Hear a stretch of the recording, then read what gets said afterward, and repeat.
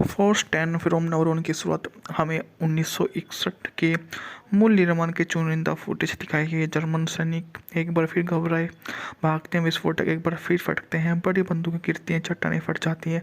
अगर आप मूल न्यूरॉन्स की प्रशंसा है तो इन पलों का ध्यानपूर्वक अध्ययन करें। इस फिल्म के और इसके नाम के बीच एकमात्र संबंध है। तो फिर फिल्म को फर्स्ट 10 फ्रॉम न्यूरॉन क्यों कहा गया? शायद इसलिए क्योंकि चूंकि नवरोन सबसे पहले लोगों में एक अजीब सी प्रतिक्रिया आती है। फिल्म पहली बहुत अच्छी थी, इसलिए शायद यह भी अच्छी होगी। यह शायद इसलिए क्योंकि मूल गन्स ऑफ नवरोन के लेखक एलिस्टर मैकलिन ने इसका सीक्वल लिखा है। इससे कोई फर्क नहीं पड़ता 1961 की फिल्म में बुद्धि, शैली और रोमांच था। यह फिल्म पुरानी एक्शन फिल्मों की क्लिच का एक थका हुआ रूपांतरण है या दोहराव है, जिसे रॉबर्ट शॉ और एडवर्ड फॉक्स जैसे दिग्गजों ने भी नहीं बनाया। इस बात को स्पष्ट करने के लिए फोर्स 10 फ्रेम नवरोन में गन्स ऑफ नवरोन जैसा कोई भी पात्र नहीं है।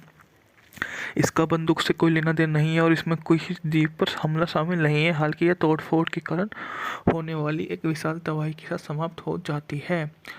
तोड़फोड़ का लक्ष्य यूगोस्लाविया में एक प्रमुख पुल और कुछ मील की और विशाल बांध युद्ध का प्रयास स्पष्ट रूप से इस बात पर निर्भर करता है कि दुश्मन की रेखाओं के पीछे पुल को नष्ट किया जा सकता है यह नहीं। इसलिए शाह के नेतृत्व में एक कमांडो बलों को लाइनों के पीछे उतारा जाता है, पुल को भारी सुरक्षा में पाता है और बांध को उड़ाने का फैसला करता है ताकि पुल बह जाए। यह गतिविधि फिल्म के चलने के समय शायद 75% हिस्सा घेरती है और विद्रोही वफादारी डबल एजेंट स्थानीय गुरिल्लाओं लड़की से जुड़ी एक अभेद उपकथन द्वारा विरामत होती है। कई दल बदलू के उजागर और उन्हें मार दिए जाने के बाद हर किसी द्वारा एक दूसरे को एक बार धोखा दिए जाने के बाद पुल और बांध नजर आते हैं और फिल्म शुरू होने से पहले कहीं ज़्यादा शानदार तरीके से ख़त्म होती है। इसलिए यह क्योंकि बांध के विनाश से जुड़ी विशेष प्रभाव वास्तव में बहुत अच्छे से किए गए और वे युद्ध को तोड़ फोड़ से जुड़ी सभी फिल्मों के विश्वसनीय पुराने क्लिच के साथ सेट किए गए हैं। हमें कितना अच्छी तरह से जानते हैं। ये सबसे पहले हमें उस उद्देश्य का लंबा शॉट मिलता है और साउंड ट्रैक्स पर उचित रूप से वैगनरी संगीत होता है। फिर दूर से देखा जाए तो नाजी सैनिक पैरापोर्ट पर आगे पीछे घूमते हैं। हमारी नायक चट्टानों और पेड़ों के पीछे लेटे हुए हैं, दूरबीनी के दृश्य का निरीक्षण करते हैं। मेरा मानना यह है कि इसमें किसी एक हीरो के लिए यह राय व्यक्त करना अनिवार्य है। दुश्मन का लक्ष्य इतनी अच्छी तरह से सुरक्षित है कि कोई भी हमला करना मूर्खता होगी। आमतौर पर सटीक शब्द होते हैं, यह निश्चित रूप से आत्महत्या होगी। लेकिन फिर विस्फोटक विशेषज्ञ एक अव्यवस्थित प्रतिभाशाली व्यक्तित्व के रूप में नागरिक कैरियर के साथ सीधे कमांडो में भर्ती हो जाता है। यह बताता है कि अगर विस्फोटक पैकेज को ठीक से रखा जाए तो यह कितना नुकसान पहुंचा सकता है। फोर्स 10 सब यानी हमारे क्लिच का सामना करता है, फिर बांध के अंदर विस्फोट को शामिल करते हुए एक अच्छा मोड, फिर उसे विशेष प्रभाव मिलते हैं और यह फिल्म ख़त्म हो जाती है। यह बहुत अधिक प्रभाव नहीं है छोड़ता। गाय हैमिल्टन जैसे निर्देशक जो बॉन्ड पिक्चर में 4 के स्नातक अपनी नींद इस तरह से एक्शन फिल्म बना सकते हैं, इस बार अफसोस जाहिर तौर पर उन्हें नहीं किया जाए। फिल्म में अफसोस छोड़ देती है। दिवंगत रॉबर्ट शाह ने बनाने में अपने आखिरी साल का कुछ हिस्सा इस मूवी पर बर्बाद कर दिया, तो हम बोल सकते हैं कि मूवी इतनी शानदार नहीं रही जितना हमने सोचा था। इसके अकॉर्डिंग अगर हम इसकी मूवी की और खासियत के बारे में बात करें तो मूवी ने जितना भी काम किया है वो इतने से कुछ भी नहीं हो सकता। मूवी को और अच्छा साबित होना चाहिए था, जो यह नहीं कर पाई। इसके अलावा यह जो है इस मूवी का बजट था $3.2 मिलियन, जबकि न बॉक्स ऑफिस पर शानदार कमाई की। अपने बजट के मुकाबले इसने 3 गुने से अच्छा बिजनेस किया। कार्यकारी समय इसका 118 मिनट था, जबकि पुणे इसको 126 मिनट में दोबारा बनाया गया। फिल्म का शीर्षक एलिस्टर मैकलिन किसी नाम की पुस्तक से लिया गया। हालांकि या उत्पादन के बारे में बात की जाए तो अप्रैल 67 में फोरमैन ने घोषणा की कि वे Anthony Quinn, Garrett Peck, David Niven के साथ आफ्टर नोवेलन बनाएंगे और जेली थॉमसन निर्देशक के रूप में मूवी में वापस आएंगे। यह फिल्म कोलंबिया द्वारा बनाई गई और 1967 में घोषणा की गई कि फिल्म द हाई डैम होगा फिल्मांकन 1969 में होगा। हालांकि फिल्मांकन आगे नहीं बढ़ा। मैकलिन ने स्क्रीन ट्रीटमेंट को किताब के रूप में विकसित करने का फैसला किया। उन्होंने 68 में फोर्स्टैन फ्रेम प्रकाशित किया उपन्यास एक बेस्टसेलर बन गया। 1970 के दशक के दौरान फोरमैन ने फिल्म के वित्तीय सहायता प्राप्त करने की कोशिश की, जबकि फोर्स्टैन फिल्म और उनकी शुरुआत हमें 1961 के मूल निर्माण के चुनिंदा फुटेज दिखाई गई। जर्मन सैनिक एक बार फिर घबराए, भागते हैं, विस्फोटक एक बार फिर फटते हैं, बड़ी बंदूकें गिरती हैं, चट्टानें फट जाती हैं। अगर आप मूल न्यूरॉन्स की प्रशंसा करें तो इन पलों का ध्यानपूर्वक अध्ययन करें। इस फिल्म के और इसके नाम के बीच एकमात्र संबंध है।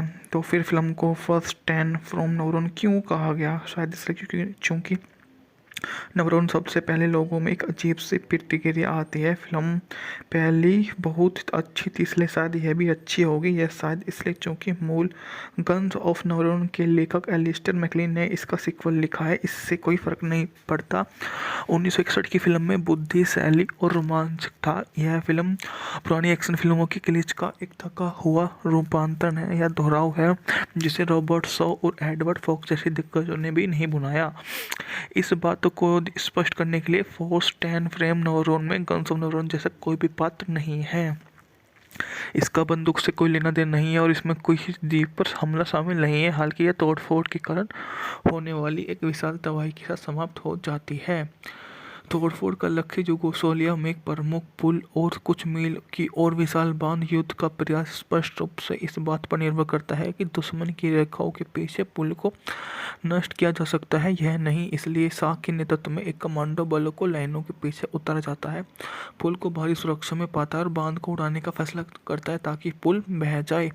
यह गतिविधि फिल्म के चलने के समय शायद 75% हिस्सा घेरती है और विद्रोही वफादारी डबल एजेंट स्थानीय गुरिल्लाओं लड़की से जुड़ी एक अभेद उपकथन द्वारा विरामत होती है। कई दल बदलू के उजागर और उन्हें मार दिए जाने के बाद हर किसी द्वारा एक दूसरे को एक बार धोखा दिए जाने के बाद पुल और बांध नजर आते हैं और फिल्म शुरू होने से पहले कहीं ज़्यादा शानदार तरीके से ख़त्म होती है। इसलिए है क्योंकि बांध के विनाश से जुड़ी विशेष प्रभाव वास्तव में बहुत अच्छे से किए गए और वे युद्ध को तोड़ फोड़ से जुड़ी सभी फिल्मों के विश्वसनीय पुराने क्लिच के साथ सेट किए गए हैं। हमें कितना अच्छी तरह से जानते हैं। ये सबसे पहले हमें उस उद्देश्य का लंबा शॉट मिलता है और साउंड ट्रैक्स पर उचित रूप से वैगनरी संगीत होता है। फिर दूर से देखा जाए तो नाजी सैनिक पैरापोर्ट पर आगे पीछे घूमते हैं। हमारी नायक चट्टानों और पेड़ों के पीछे लेटे हुए हैं, दूरबीनी के दृश्य का निरीक्षण करते हैं। मेरा मानना यह है कि इसमें किसी एक हीरो के लिए यह राय व्यक्त करना अनिवार्य है, दुश्मन का लक्ष्य इतनी अच्छी तरह से सुरक्षित है कि कोई भी हमला करना मूर्खता होगी। आमतौर पर सटीक शब्द होते हैं, यह निश्चित रूप से आत्महत्या होगी। लेकिन फिर विस्फोटक विशेषज्ञ एक अव्यवस्थित प्रतिभाशाली व्यक्तित्व के रूप में नागरिक कैरियर के साथ सीधे कमांडो में भर्ती हो जाता है। यह बताता है कि अगर विस्फोटक पैकेज को ठीक से रखा जाए तो यह कितना नुकसान पहुंचा सकता है। फोर्स्टैन सब यानी हमारे क्लिच का सामना करता है, फिर बांध के अंदर विस्फोट को शामिल करते हुए एक अच्छा मोड, फिर उसे विशेष प्रभाव मिलते हैं और यह फिल्म ख़त्म हो जाती है। यह बहुत अधिक प्रभाव नहीं है छोड़ता। गाय हैमिल्टन जैसे निर्देशक जो बॉन्ड पिक्चर में 4 के स्नातक अपनी नींद इस तरह से एक्शन फिल्म बना सकते हैं, इस बार अफसोस जाहिर तौर पर उन्हें नहीं किया जाए। फिल्म में अफसोस छोड़ देती है। दिवंगत रॉबर्ट शाह ने बनाने में अपने आखिरी साल का कुछ हिस्सा इस मूवी पर बर्बाद कर दिया, तो हम बोल सकते हैं कि मूवी इतनी शानदार नहीं रही जितना हमने सोचा था। इसके अकॉर्डिंग अगर हम इसकी मूवी की और खासियत के बारे में बात करें तो मूवी ने जितना भी काम किया है वो इतने से कुछ भी नहीं हो सकता। मूवी को और अच्छा साबित होना चाहिए था, जो यह नहीं कर पाई। इसके अलावा यह जो है इस मूवी का बजट था $3.2 मिलियन, जबकि ने बॉक्स ऑफिस पर शानदार कमाई की। अपने बजट के मुकाबले इसने 3 गुने से अच्छा बिजनेस किया। कार्यक्रम समय इसका 118 मिनट था, जबकि पुणे इसको 126 मिनट में दोबारा बनाया गया। फिल्म का शीर्षक एलिस्टर मैकलीन किसी नाम की पुस्तक से लिया गया। हालांकि या उत्पादन के बारे में बात की जाए तो अप्रैल 67 में फोरमैन ने घोषणा की कि वे Anthony Quinn, Gary Peck, David Niven के साथ आफ्टर नोवेन बनाएंगे और जेली थॉमसन निर्देशक के रूप में मूवी में वापस आएंगे। यह फिल्म कोलंबिया द्वारा बनाई गई और 1967 में घोषणा की गई कि फिल्म द हाई डैम होगा फिल्मांकन 1969 में होगा। हालांकि फिल्मांकन आगे नहीं बढ़ा। पढ़ा, मैकलिन ने स्क्रीन ट्रीटमेंट को किताब के रूप में विकसित करने का फैसला किया। उन्होंने 68 में फोर्स्टैन फमरेन प्रकाशित किया। उपन्यास एक बेस्टसेलर बन गया। 1970 के दशक के दौरान फोरमैन ने फिल्म के वित्तीय सहायता प्राप्त करने की कोशिश की, जबकि फोर्स्टैन फिल्म नवरोन की शुरुआत हमें 1961 के मूल निर्माण के चुनिंदा फुटेज दिखाई गई। जर्मन सैनिक एक बार फिर घबराए, भागते हैं, विस्फोटक एक बार फिर फटकते हैं, बड़ी बंदूकें गिरती हैं, चट्टानें फट जाती हैं। अगर आप मूल नवरोन की प्रशंसा है तो इन पलों का ध्यानपूर्वक अध्ययन करें। इस फिल्म के और इसके नाम के बीच एकमात्र संबंध है।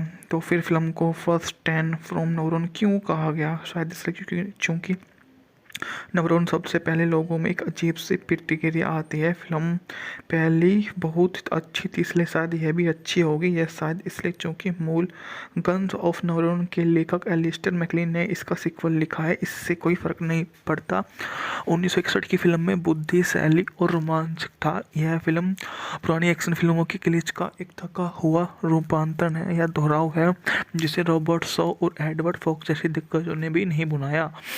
इस बात को स्पष्ट करने के लिए फोर्स्टैन फ्रेम नवरोन में गन्स ऑफ नवरोन जैसा कोई भी पात्र नहीं है। इसका बंदूक से कोई लेना देना नहीं है और इसमें कोई द्वीप पर हमला शामिल नहीं है। हालांकि यह तोड़फोड़ के कारण होने वाली एक विशाल तबाही के साथ समाप्त हो जाती है।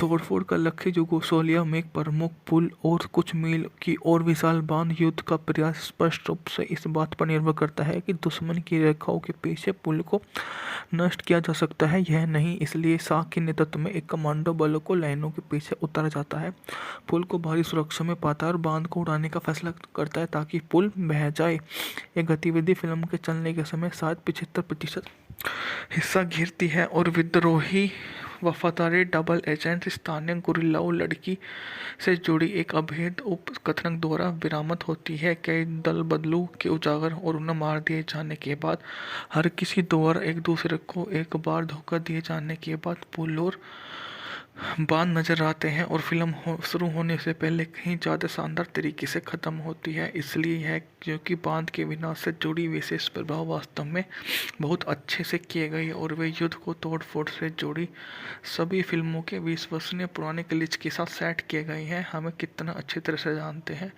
ये सबसे पहले हमें उस उद्देश्य का लंबा शॉट मिलता है और साउंड ट्रैक्स पर उचित रूप से वैगनरी संगीत होता है। फिर दूर से देखा जाए तो नाजी सैनिक पैरापोर्ट पर आगे पीछे घूमते हैं। हमारी नायक चट्टानों और पेड़ों के पीछे लेटे हुए हैं, दूरबीनी के दृश्य का निरीक्षण करते हैं।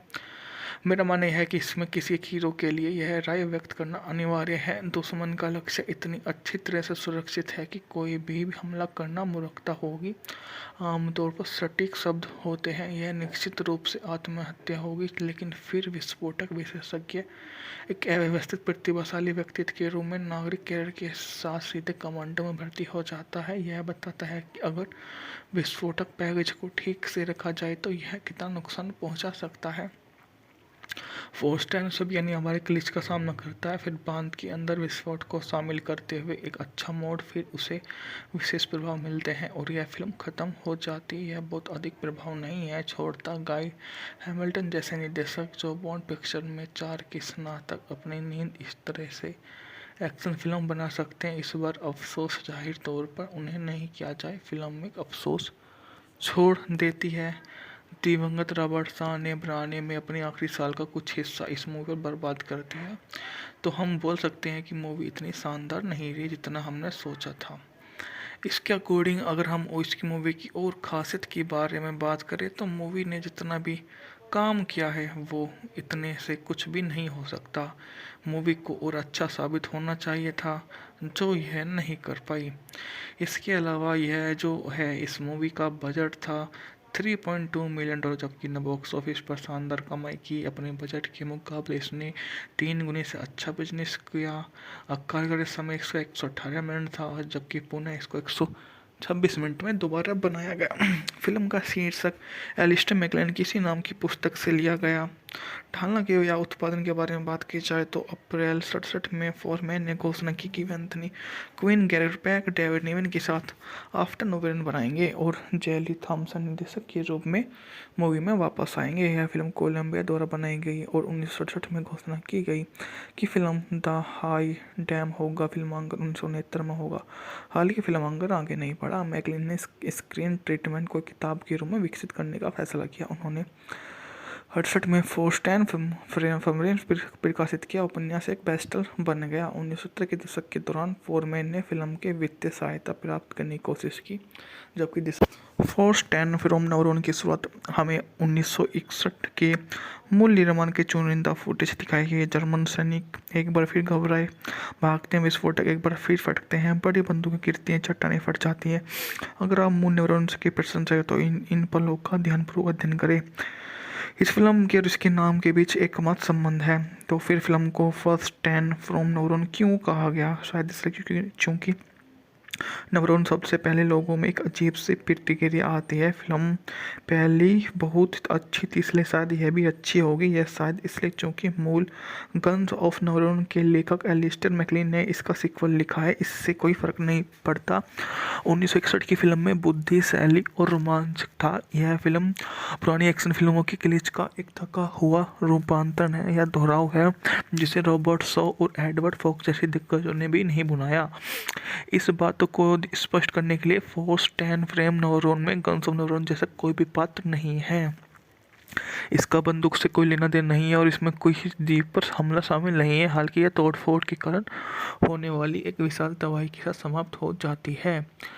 तोड़फोड़ का लक्ष्य यूगोस्लाविया में एक प्रमुख पुल और कुछ मील की और विशाल बांध युद्ध का प्रयास स्पष्ट रूप से इस बात पर निर्भर करता है कि दुश्मन की रेखाओं के पीछे पुल को नष्ट किया जा सकता है यह नहीं। इसलिए शाह के नेतृत्व में एक कमांडो बलों को लाइनों के पीछे उतारा जाता है, पुल को भारी सुरक्षा में पाता है और बांध को उड़ाने का फैसला करता है ताकि पुल बह जाए। यह गतिविधि फिल्म के चलने के समय शायद 75% हिस्सा घेरती है और विद्रोही वफादारी डबल एजेंट स्थानीय गुरिल्लाओं लड़की से जुड़ी एक अभेद उपकथन द्वारा बरामद होती है। कई दल बदलू के उजागर और उन्हें मार दिए जाने के बाद हर किसी द्वारा एक दूसरे को एक बार धोखा दिए जाने के बाद पुल और बांध नजर आते हैं और फिल्म शुरू होने से पहले कहीं ज़्यादा शानदार तरीके से ख़त्म होती है। इसलिए है क्योंकि बांध के विनाश से जुड़ी विशेष प्रभाव वास्तव में बहुत अच्छे से किए गए और वे युद्ध को तोड़ फोड़ से जुड़ी सभी फिल्मों के विश्वसनीय पुराने क्लिच के साथ सेट किए गए हैं। हमें कितना अच्छी तरह से जानते हैं।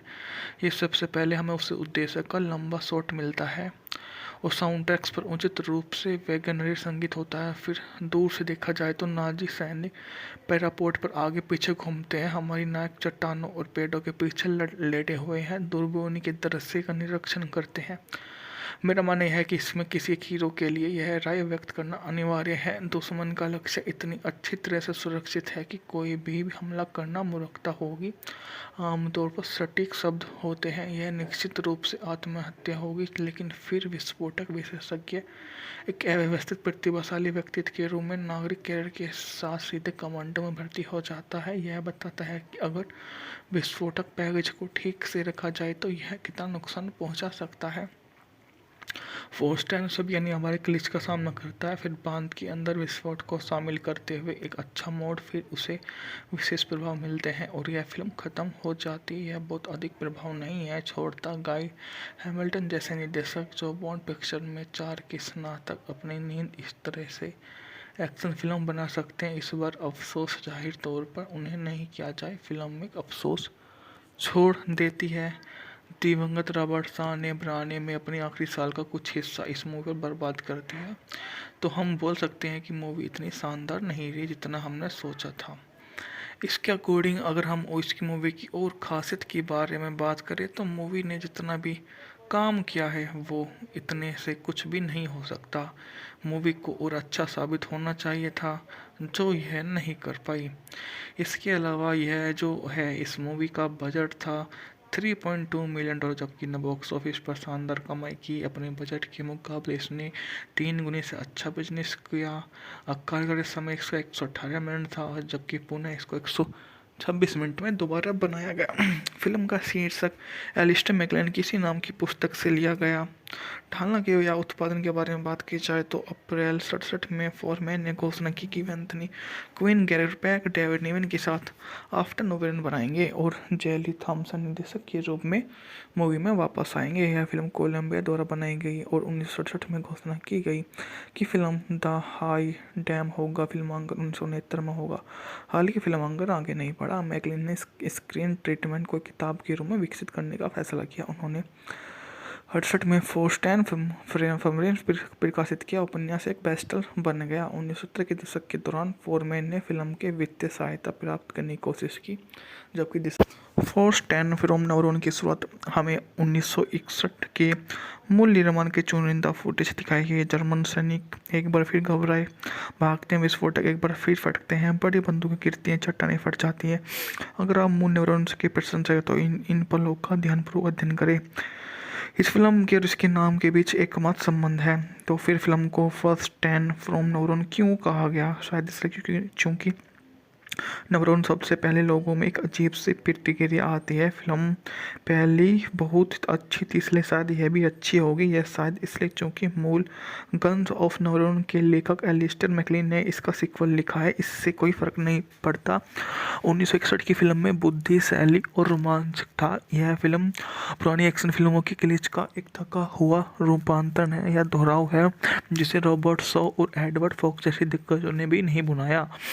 इस बात को स्पष्ट करने के लिए फोर्स 10 फ्रेम नवरोन में गन्स ऑफ नवरोन जैसा कोई भी पात्र नहीं है। इसका बंदूक से कोई लेना देना नहीं है और इसमें कोई द्वीप पर हमला शामिल नहीं है। हालांकि यह तोड़फोड़ के कारण होने वाली एक विशाल तबाही के साथ समाप्त हो जाती है।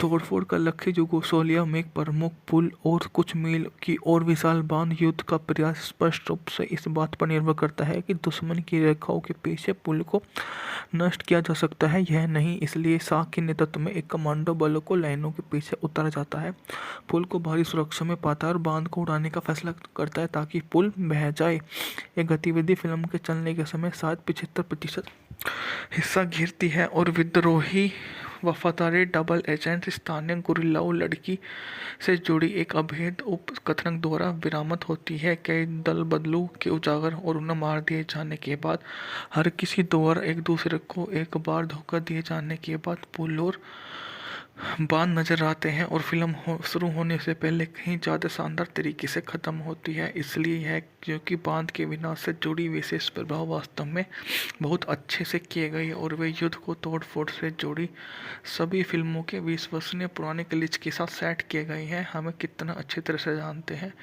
ये सबसे पहले हमें उस उद्देश्य का लंबा शॉट मिलता है और साउंड ट्रैक्स पर उचित रूप से वैगनरी संगीत होता है। फिर दूर से देखा जाए तो नाजी सैनिक पैरापोर्ट पर आगे पीछे घूमते हैं। हमारी नायक चट्टानों और पेड़ों के पीछे लेटे हुए हैं, दूरबीनी के दृश्य का निरीक्षण करते हैं।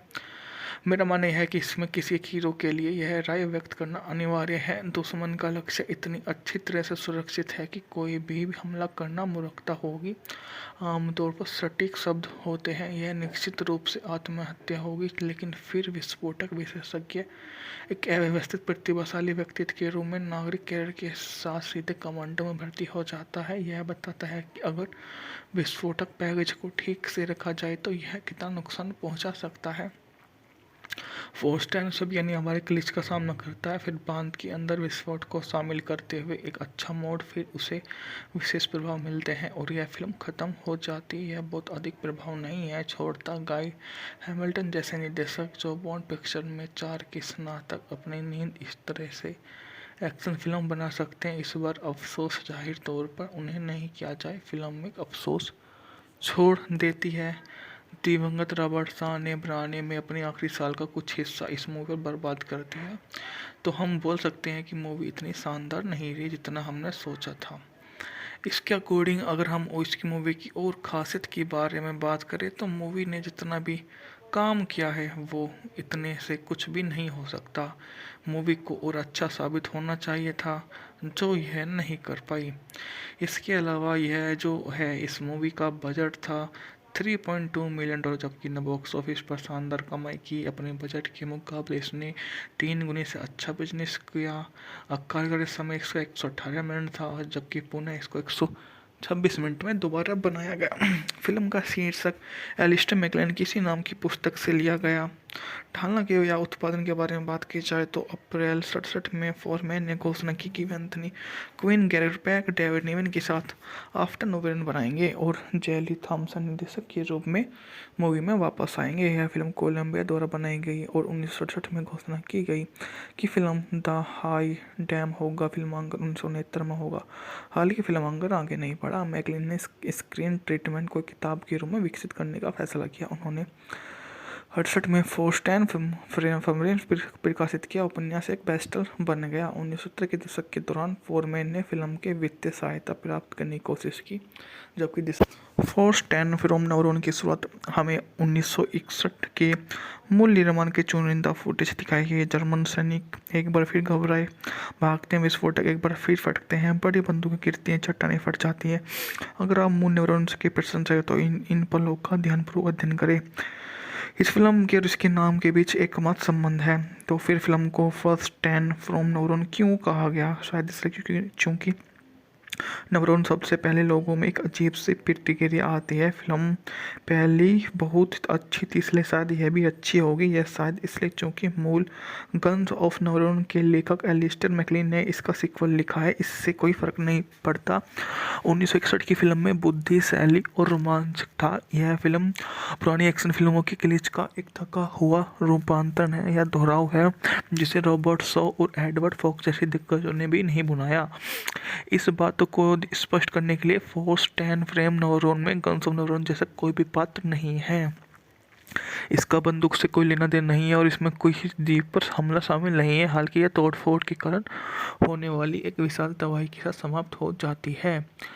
तोड़फोड़ का लक्ष्य युगोस्लाविया में एक प्रमुख पुल और कुछ मील की और विशाल बांध युद्ध का प्रयास स्पष्ट रूप से इस बात पर निर्भर करता है कि दुश्मन की रेखाओं के पीछे पुल को नष्ट किया जा सकता है यह नहीं। इसलिए शाह के नेतृत्व में एक कमांडो बलों को लाइनों के पीछे उतारा जाता है, पुल को भारी सुरक्षा में पाता है और बांध को उड़ाने का फैसला करता है ताकि पुल बह जाए।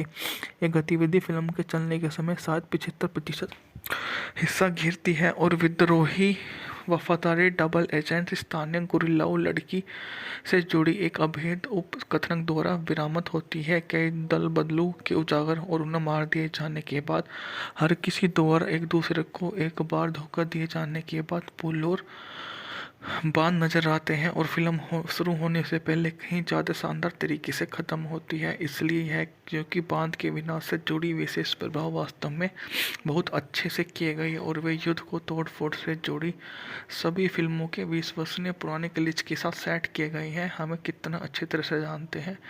ये सबसे पहले हमें उस उद्देश्य का लंबा शॉट मिलता है और साउंड ट्रैक्स पर उचित रूप से वैगनरी संगीत होता है। फिर दूर से देखा जाए तो नाजी सैनिक पैरापोर्ट पर आगे पीछे घूमते हैं। हमारी नायक चट्टानों और पेड़ों के पीछे लेटे हुए हैं, दूरबीनी के दृश्य का निरीक्षण करते हैं। मेरा मानना यह है कि इसमें किसी हीरो के लिए यह राय व्यक्त करना अनिवार्य है, दुश्मन का लक्ष्य इतनी अच्छी तरह से सुरक्षित है कि कोई भी हमला करना मूर्खता होगी। आमतौर पर सटीक शब्द होते हैं, यह निश्चित रूप से आत्महत्या होगी। लेकिन फिर विस्फोटक विशेषज्ञ एक अव्यवस्थित प्रतिभाशाली व्यक्तित्व के रूप में नागरिक कैरियर के साथ सीधे कमांडो में भर्ती हो जाता है। यह बताता है कि अगर विस्फोटक पैकेज को ठीक से रखा जाए तो यह कितना नुकसान पहुंचा सकता है। फोर्स 10 सब यानी हमारे क्लिच का सामना करता है, फिर बांध के अंदर विस्फोट को शामिल करते हुए एक अच्छा मोड, फिर उसे विशेष प्रभाव मिलते हैं और यह फिल्म ख़त्म हो जाती है। यह बहुत अधिक प्रभाव नहीं है छोड़ता। गाय हैमिल्टन जैसे निर्देशक जो बॉन्ड पिक्चर में 4 के स्नातक अपनी नींद इस तरह से एक्शन फिल्म बना सकते हैं, इस बार अफसोस जाहिर तौर पर उन्हें नहीं किया जाए। फिल्म में अफसोस छोड़ देती है। दिवंगत रॉबर्ट शाह ने बनाने में अपने आखिरी साल का कुछ हिस्सा इस मूवी पर बर्बाद कर दिया, तो हम बोल सकते हैं कि मूवी इतनी शानदार नहीं रही जितना हमने सोचा था। इसके अकॉर्डिंग अगर हम इसकी मूवी की और खासियत के बारे में बात करें तो मूवी ने जितना भी काम किया है वो इतने से कुछ भी नहीं हो सकता। मूवी को और अच्छा साबित होना चाहिए था, जो यह नहीं कर पाई। इसके अलावा यह जो है इस मूवी का बजट था 3.2 मिलियन डॉलर, जबकि न बॉक्स ऑफिस पर शानदार कमाई की। अपने बजट के मुकाबले इसने 3 गुने से अच्छा बिजनेस किया। आखिरकार इस समय इसका 118 मिनट था, जबकि पुणे इसको 126 मिनट में दोबारा बनाया गया। फिल्म का शीर्षक एलिस्टर मैकलेन किसी नाम की पुस्तक से लिया गया। हालांकि या उत्पादन के बारे में बात की जाए तो अप्रैल 67 में फोरमैन ने घोषणा की कि वे Anthony Quinn, Garrett Peck, David Niven के साथ आफ्टर नोवेलन बनाएंगे और जेली थॉमसन निर्देशक के रूप में मूवी में वापस आएंगे। यह फिल्म कोलंबिया द्वारा बनाई गई और 1967 में घोषणा की गई कि फिल्म द हाई डैम होगा फिल्मांकन 1969 में होगा। हालांकि फिल्मांकन आगे नहीं बढ़ा। मैकलिन ने स्क्रीन ट्रीटमेंट को किताब के रूप में विकसित करने का फैसला किया। उन्होंने 68 में फोर्स्टैन फ्रेम प्रकाशित किया। उपन्यास एक बेस्टसेलर बन गया। 1970 के दशक के दौरान फोरमैन ने फिल्म के वित्तीय सहायता प्राप्त करने की कोशिश की, जबकि फोर्स्टैन फिल्म नवरोन की शुरुआत हमें 1961 के मूल निर्माण के चुनिंदा फुटेज दिखाई गई। जर्मन सैनिक एक बार फिर घबराए, भागते हैं, विस्फोटक एक बार फिर फटते हैं, बड़ी बंदूकें गिरती हैं, चट्टानें फट जाती हैं। अगर आप मूल नवरोन की प्रशंसा तो इन पलों का ध्यानपूर्वक अध्ययन करें। इस फिल्म के और इसके नाम के बीच एक मत संबंध है। तो फिर फिल्म को फर्स्टैन फ्रॉम नवरोन क्यों कहा गया? शायद इसलिए क्योंकि नवरोन सबसे पहले लोगों में एक अजीब सी प्रतिक्रिया आती है। फिल्म पहली बहुत अच्छी थी, इसलिए शायद यह भी अच्छी होगी। यह शायद इसलिए क्योंकि मूल गन्स ऑफ नवरोन के लेखक एलिस्टर मैकलिन ने इसका सीक्वल लिखा है। इससे कोई फर्क नहीं पड़ता 1961 की फिल्म में बुद्धि, शैली और रोमांच था। यह फिल्म पुरानी एक्शन फिल्मों की क्लिच का एक थका हुआ रूपांतरण है या दोहराव है, जिसे रॉबर्ट शॉ और एडवर्ड फॉक्स जैसे दिग्गजों ने भी नहीं बनाया। इस बात को स्पष्ट करने के लिए फोर्स्टैन फ्रेम नवरोन में गन्स ऑफ नवरोन जैसा कोई भी पात्र नहीं है। इसका बंदूक से कोई लेना देना नहीं है और इसमें कोई द्वीप पर हमला शामिल नहीं है। हालांकि यह तोड़फोड़ के कारण होने वाली एक विशाल तबाही के साथ समाप्त हो जाती है। तोड़फोड़ का लक्ष्य यूगोस्लाविया में एक प्रमुख पुल और कुछ मील की और विशाल बांध युद्ध का प्रयास स्पष्ट रूप से इस बात पर निर्भर करता है कि दुश्मन की रेखाओं के पीछे पुल को नष्ट किया जा सकता है यह नहीं। इसलिए शाह के नेतृत्व में एक कमांडो बलों को लाइनों के पीछे उतारा जाता है, पुल को भारी सुरक्षा में पाता है और बांध को उड़ाने का फैसला करता है ताकि पुल बह जाए। यह गतिविधि फिल्म के चलने के समय शायद 75% हिस्सा घेरती है और विद्रोही वफादारी डबल एजेंट स्थानीय गुरिल्लाओं लड़की से जुड़ी एक अभेद उपकथन द्वारा विरामत होती है। कई दल बदलू के उजागर और उन्हें मार दिए जाने के बाद हर किसी द्वारा एक दूसरे को एक बार धोखा दिए जाने के बाद पुल और बांध नजर आते हैं और फिल्म शुरू होने से पहले कहीं ज़्यादा शानदार तरीके से ख़त्म होती है। इसलिए है क्योंकि बांध के विनाश से जुड़ी विशेष प्रभाव वास्तव में बहुत अच्छे से किए गए और वे युद्ध को तोड़ फोड़ से जुड़ी सभी फिल्मों के विश्वसनीय पुराने क्लिच के साथ सेट किए गए हैं। हमें कितना अच्छी तरह से जानते हैं। ये सबसे पहले हमें उस उद्देश्य का लंबा शॉट मिलता है और साउंड ट्रैक्स पर उचित रूप से वैगनरी संगीत होता है। फिर दूर से देखा जाए तो नाजी सैनिक पैरापोर्ट पर आगे पीछे घूमते हैं। हमारी नायक चट्टानों और पेड़ों के पीछे लेटे हुए हैं, दूरबीनी के दृश्य का निरीक्षण करते हैं। मेरा मानना यह है कि इसमें किसी एक हीरो के लिए यह राय व्यक्त करना अनिवार्य है, दुश्मन का लक्ष्य इतनी अच्छी तरह से सुरक्षित है कि कोई भी हमला करना मूर्खता होगी।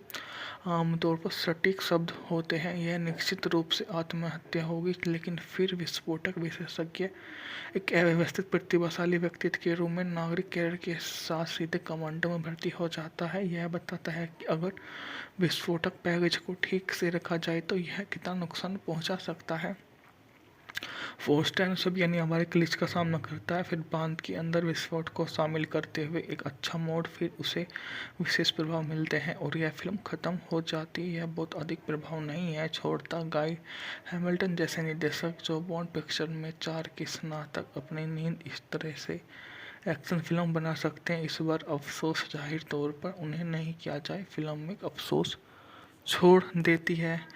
दिवंगत रॉबर्ट शाह ने बनाने में अपने आखिरी साल का कुछ हिस्सा इस मूवी पर बर्बाद कर दिया, तो हम बोल सकते हैं कि मूवी इतनी शानदार नहीं रही जितना हमने सोचा था।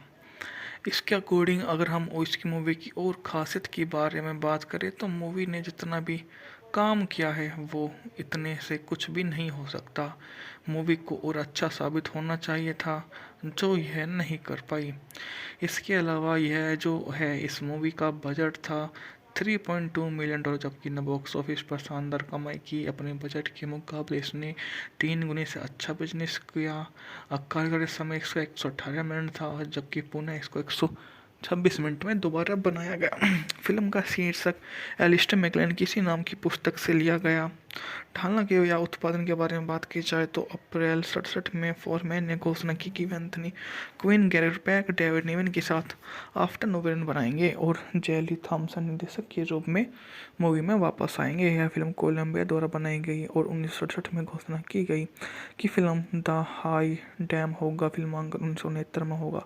हालांकि फिल्मांकन आगे नहीं बढ़ा। मैकलिन ने स्क्रीन ट्रीटमेंट को किताब के रूप में विकसित करने का फैसला किया। उन्होंने 68 में फोर्स्टैन फ्रेम प्रकाशित किया। उपन्यास एक बेस्टसेलर बन गया। 1970 के दशक के दौरान फोरमैन ने फिल्म के वित्तीय सहायता प्राप्त करने की कोशिश की, जबकि फोर्स्टैन फिल्म नवरोन की शुरुआत हमें 1961 के मूल निर्माण के चुनिंदा फुटेज दिखाई गई। जर्मन सैनिक एक बार फिर घबराए, भागते हैं, विस्फोटक एक बार फिर फटकते हैं, बड़ी बंदूकें गिरती हैं, चट्टानें फट जाती हैं। अगर आप मूल नवरोन की प्रशंसा है तो इन पलों का ध्यानपूर्वक अध्ययन करें। इस फिल्म के और इसके नाम के बीच एकमात्र संबंध है। तो फिर फिल्म को फर्स्ट 10 फ्रॉम नवरोन क्यों कहा गया? शायद इसलिए क्योंकि नवरोन सबसे पहले लोगों में एक अजीब सी प्रतिक्रिया आती है। फिल्म पहली बहुत अच्छी थी इसलिए शायद यह भी अच्छी होगी। यह शायद इसलिए क्योंकि मूल गन्स ऑफ नवरोन के लेखक एलिस्टर मैकलिन ने इसका सीक्वल लिखा है। इससे कोई फर्क नहीं पड़ता 1961 की फिल्म में बुद्धि, शैली और रोमांच था। यह फिल्म पुरानी एक्शन फिल्मों की क्लिच का एक थका हुआ रूपांतरण है या दोहराव है, जिसे रॉबर्ट शॉ और एडवर्ड फॉक्स जैसे दिग्गजों ने भी नहीं बनाया। इस बात को स्पष्ट करने के लिए फोर्स 10 फ्रेम नवरोन में गन्स ऑफ नवरोन जैसा कोई भी पात्र नहीं है। इसका बंदूक से कोई लेना देना नहीं है और इसमें कोई द्वीप पर हमला शामिल नहीं है। हालांकि यह तोड़फोड़ के कारण होने वाली एक विशाल तबाही के साथ समाप्त हो जाती है। तोड़फोड़ का लक्ष्य यूगोस्लाविया में एक प्रमुख पुल और कुछ मील की और विशाल बांध युद्ध का प्रयास स्पष्ट रूप से इस बात पर निर्भर करता है कि दुश्मन की रेखाओं के पीछे पुल को नष्ट किया जा सकता है यह नहीं। इसलिए शाह के नेतृत्व में एक कमांडो बलों को लाइनों के पीछे उतारा जाता है, पुल को भारी सुरक्षा में पाता है और बांध को उड़ाने का फैसला करता है ताकि पुल बह जाए। यह गतिविधि फिल्म के चलने के समय शायद 75% हिस्सा घेरती है और विद्रोही वफादारी डबल एजेंट स्थानीय गुरिल्लाओं लड़की से जुड़ी एक अभेद उपकथन द्वारा विरामत होती है। कई दल बदलू के उजागर और उन्हें मार दिए जाने के बाद हर किसी द्वारा एक दूसरे को एक बार धोखा दिए जाने के बाद पुल और बांध नजर आते हैं और फिल्म शुरू होने से पहले कहीं ज़्यादा शानदार तरीके से ख़त्म होती है। इसलिए है क्योंकि बांध के विनाश से जुड़ी विशेष प्रभाव वास्तव में बहुत अच्छे से किए गए और वे युद्ध को तोड़ फोड़ से जुड़ी सभी फिल्मों के विश्वसनीय पुराने क्लिच के साथ सेट किए गए हैं। हमें कितना अच्छी तरह से जानते हैं। ये सबसे पहले हमें उस उद्देश्य का लंबा शॉट मिलता है और साउंड ट्रैक्स पर उचित रूप से वैगनरी संगीत होता है। फिर दूर से देखा जाए तो नाजी सैनिक पैरापोर्ट पर आगे पीछे घूमते हैं। हमारी नायक चट्टानों और पेड़ों के पीछे लेटे हुए हैं, दूरबीनी के दृश्य का निरीक्षण करते हैं। मेरा मानना यह है कि इसमें किसी एक हीरो के लिए यह राय व्यक्त करना अनिवार्य है, दुश्मन का लक्ष्य इतनी अच्छी तरह से सुरक्षित है कि कोई भी हमला करना मूर्खता होगी। आमतौर पर सटीक शब्द होते हैं, यह निश्चित रूप से आत्महत्या होगी। लेकिन फिर विस्फोटक विशेषज्ञ एक अव्यवस्थित प्रतिभाशाली व्यक्तित्व के रूप में नागरिक कैरियर के साथ सीधे कमांडो में भर्ती हो जाता है। यह बताता है कि अगर विस्फोटक पैकेज को ठीक से रखा जाए तो यह कितना नुकसान पहुंचा सकता है। फोर्स 10 सब यानी हमारे क्लिच का सामना करता है, फिर बांध के अंदर विस्फोट को शामिल करते हुए एक अच्छा मोड, फिर उसे विशेष प्रभाव मिलते हैं और यह फिल्म ख़त्म हो जाती है। यह बहुत अधिक प्रभाव नहीं है छोड़ता। गाय हैमिल्टन जैसे निर्देशक जो बॉन्ड पिक्चर में 4 के स्नातक अपनी नींद इस तरह से एक्शन फिल्म बना सकते हैं, इस बार अफसोस जाहिर तौर पर उन्हें नहीं किया जाए। फिल्म में अफसोस छोड़ देती है। दिवंगत रॉबर्ट शाह ने बनाने में अपने आखिरी साल का कुछ हिस्सा इस मूवी पर बर्बाद कर दिया, तो हम बोल सकते हैं कि मूवी इतनी शानदार नहीं रही जितना हमने सोचा था। इसके अकॉर्डिंग अगर हम इसकी मूवी की और ख़ासियत के बारे में बात करें तो मूवी ने जितना भी काम किया है वो इतने से कुछ भी नहीं हो सकता। मूवी को और अच्छा साबित होना चाहिए था, जो यह नहीं कर पाई। इसके अलावा यह जो है इस मूवी का बजट था 3.2 मिलियन डॉलर, जबकि न बॉक्स ऑफिस पर शानदार कमाई की। अपने बजट के मुकाबले इसने 3 गुने से अच्छा बिजनेस किया। कार्यकारी समय इसका 118 मिनट था, जबकि पुणे इसको 126 मिनट में दोबारा बनाया गया। फिल्म का शीर्षक एलिस्टर मैकलेन किसी नाम की पुस्तक से लिया गया। हालांकि या उत्पादन के बारे में बात की जाए तो अप्रैल 67 में फोरमैन ने घोषणा की कि वे Anthony Quinn, Garrett Peck, David Niven के साथ आफ्टर नोवेन बनाएंगे और जेली थॉमसन निर्देशक के रूप में मूवी में वापस आएंगे। यह फिल्म कोलंबिया द्वारा बनाई गई और 1967 में घोषणा की गई कि फिल्म द हाई डैम होगा फिल्मांकन 1969 में होगा। हालांकि फिल्मांकन आगे नहीं बढ़ा। मैकलिन ने स्क्रीन ट्रीटमेंट को किताब के रूप में विकसित करने का फैसला किया। उन्होंने 68 में फोर्स्टैन फमरेन प्रकाशित किया। उपन्यास एक बेस्टसेलर बन गया। 1970 के दशक के दौरान फोरमैन ने फिल्म के वित्तीय सहायता प्राप्त करने की कोशिश की, जबकि फोर्स्टैन फिल्म नवरोन की शुरुआत हमें 1961 के मूल निर्माण के चुनिंदा फुटेज दिखाई गई। जर्मन सैनिक एक बार फिर घबराए, भागते हैं, विस्फोटक एक बार फिर फटते हैं, बड़ी बंदूकें गिरती हैं, चट्टानें फट जाती हैं। अगर आप मूल न्यूरॉन की प्रशंसा करें तो इन पलों का ध्यानपूर्वक अध्ययन करें। इस फिल्म के और इसके नाम के बीच एकमात्र संबंध है। तो फिर फिल्म को फर्स्ट टेन फ्रॉम नवरोन क्यों कहा गया? शायद इसलिए क्योंकि नवरोन सबसे पहले लोगों में एक अजीब सी प्रतिक्रिया आती है। फिल्म पहली बहुत अच्छी थी इसलिए शायद यह भी अच्छी होगी। यह शायद इसलिए क्योंकि मूल गन्स ऑफ नवरोन के लेखक एलिस्टर मैकलिन ने इसका सीक्वल लिखा है। इससे कोई फर्क नहीं पड़ता 1961 की फिल्म में बुद्धि, शैली और रोमांच था। यह फिल्म पुरानी एक्शन फिल्मों की क्लिच का एक थका हुआ रूपांतरण है या दोहराव है, जिसे रॉबर्ट शॉ और एडवर्ड फॉक्स जैसे दिग्गजों ने भी नहीं बनाया। इस बात को स्पष्ट करने के लिए फोर्स 10 फ्रेम नवरोन में गन्स ऑफ नवरोन जैसा कोई भी पात्र नहीं है। इसका बंदूक से कोई लेना देना नहीं है और इसमें कोई द्वीप पर हमला शामिल नहीं है। हालांकि यह तोड़फोड़ के कारण होने वाली एक विशाल तबाही के साथ समाप्त हो जाती है।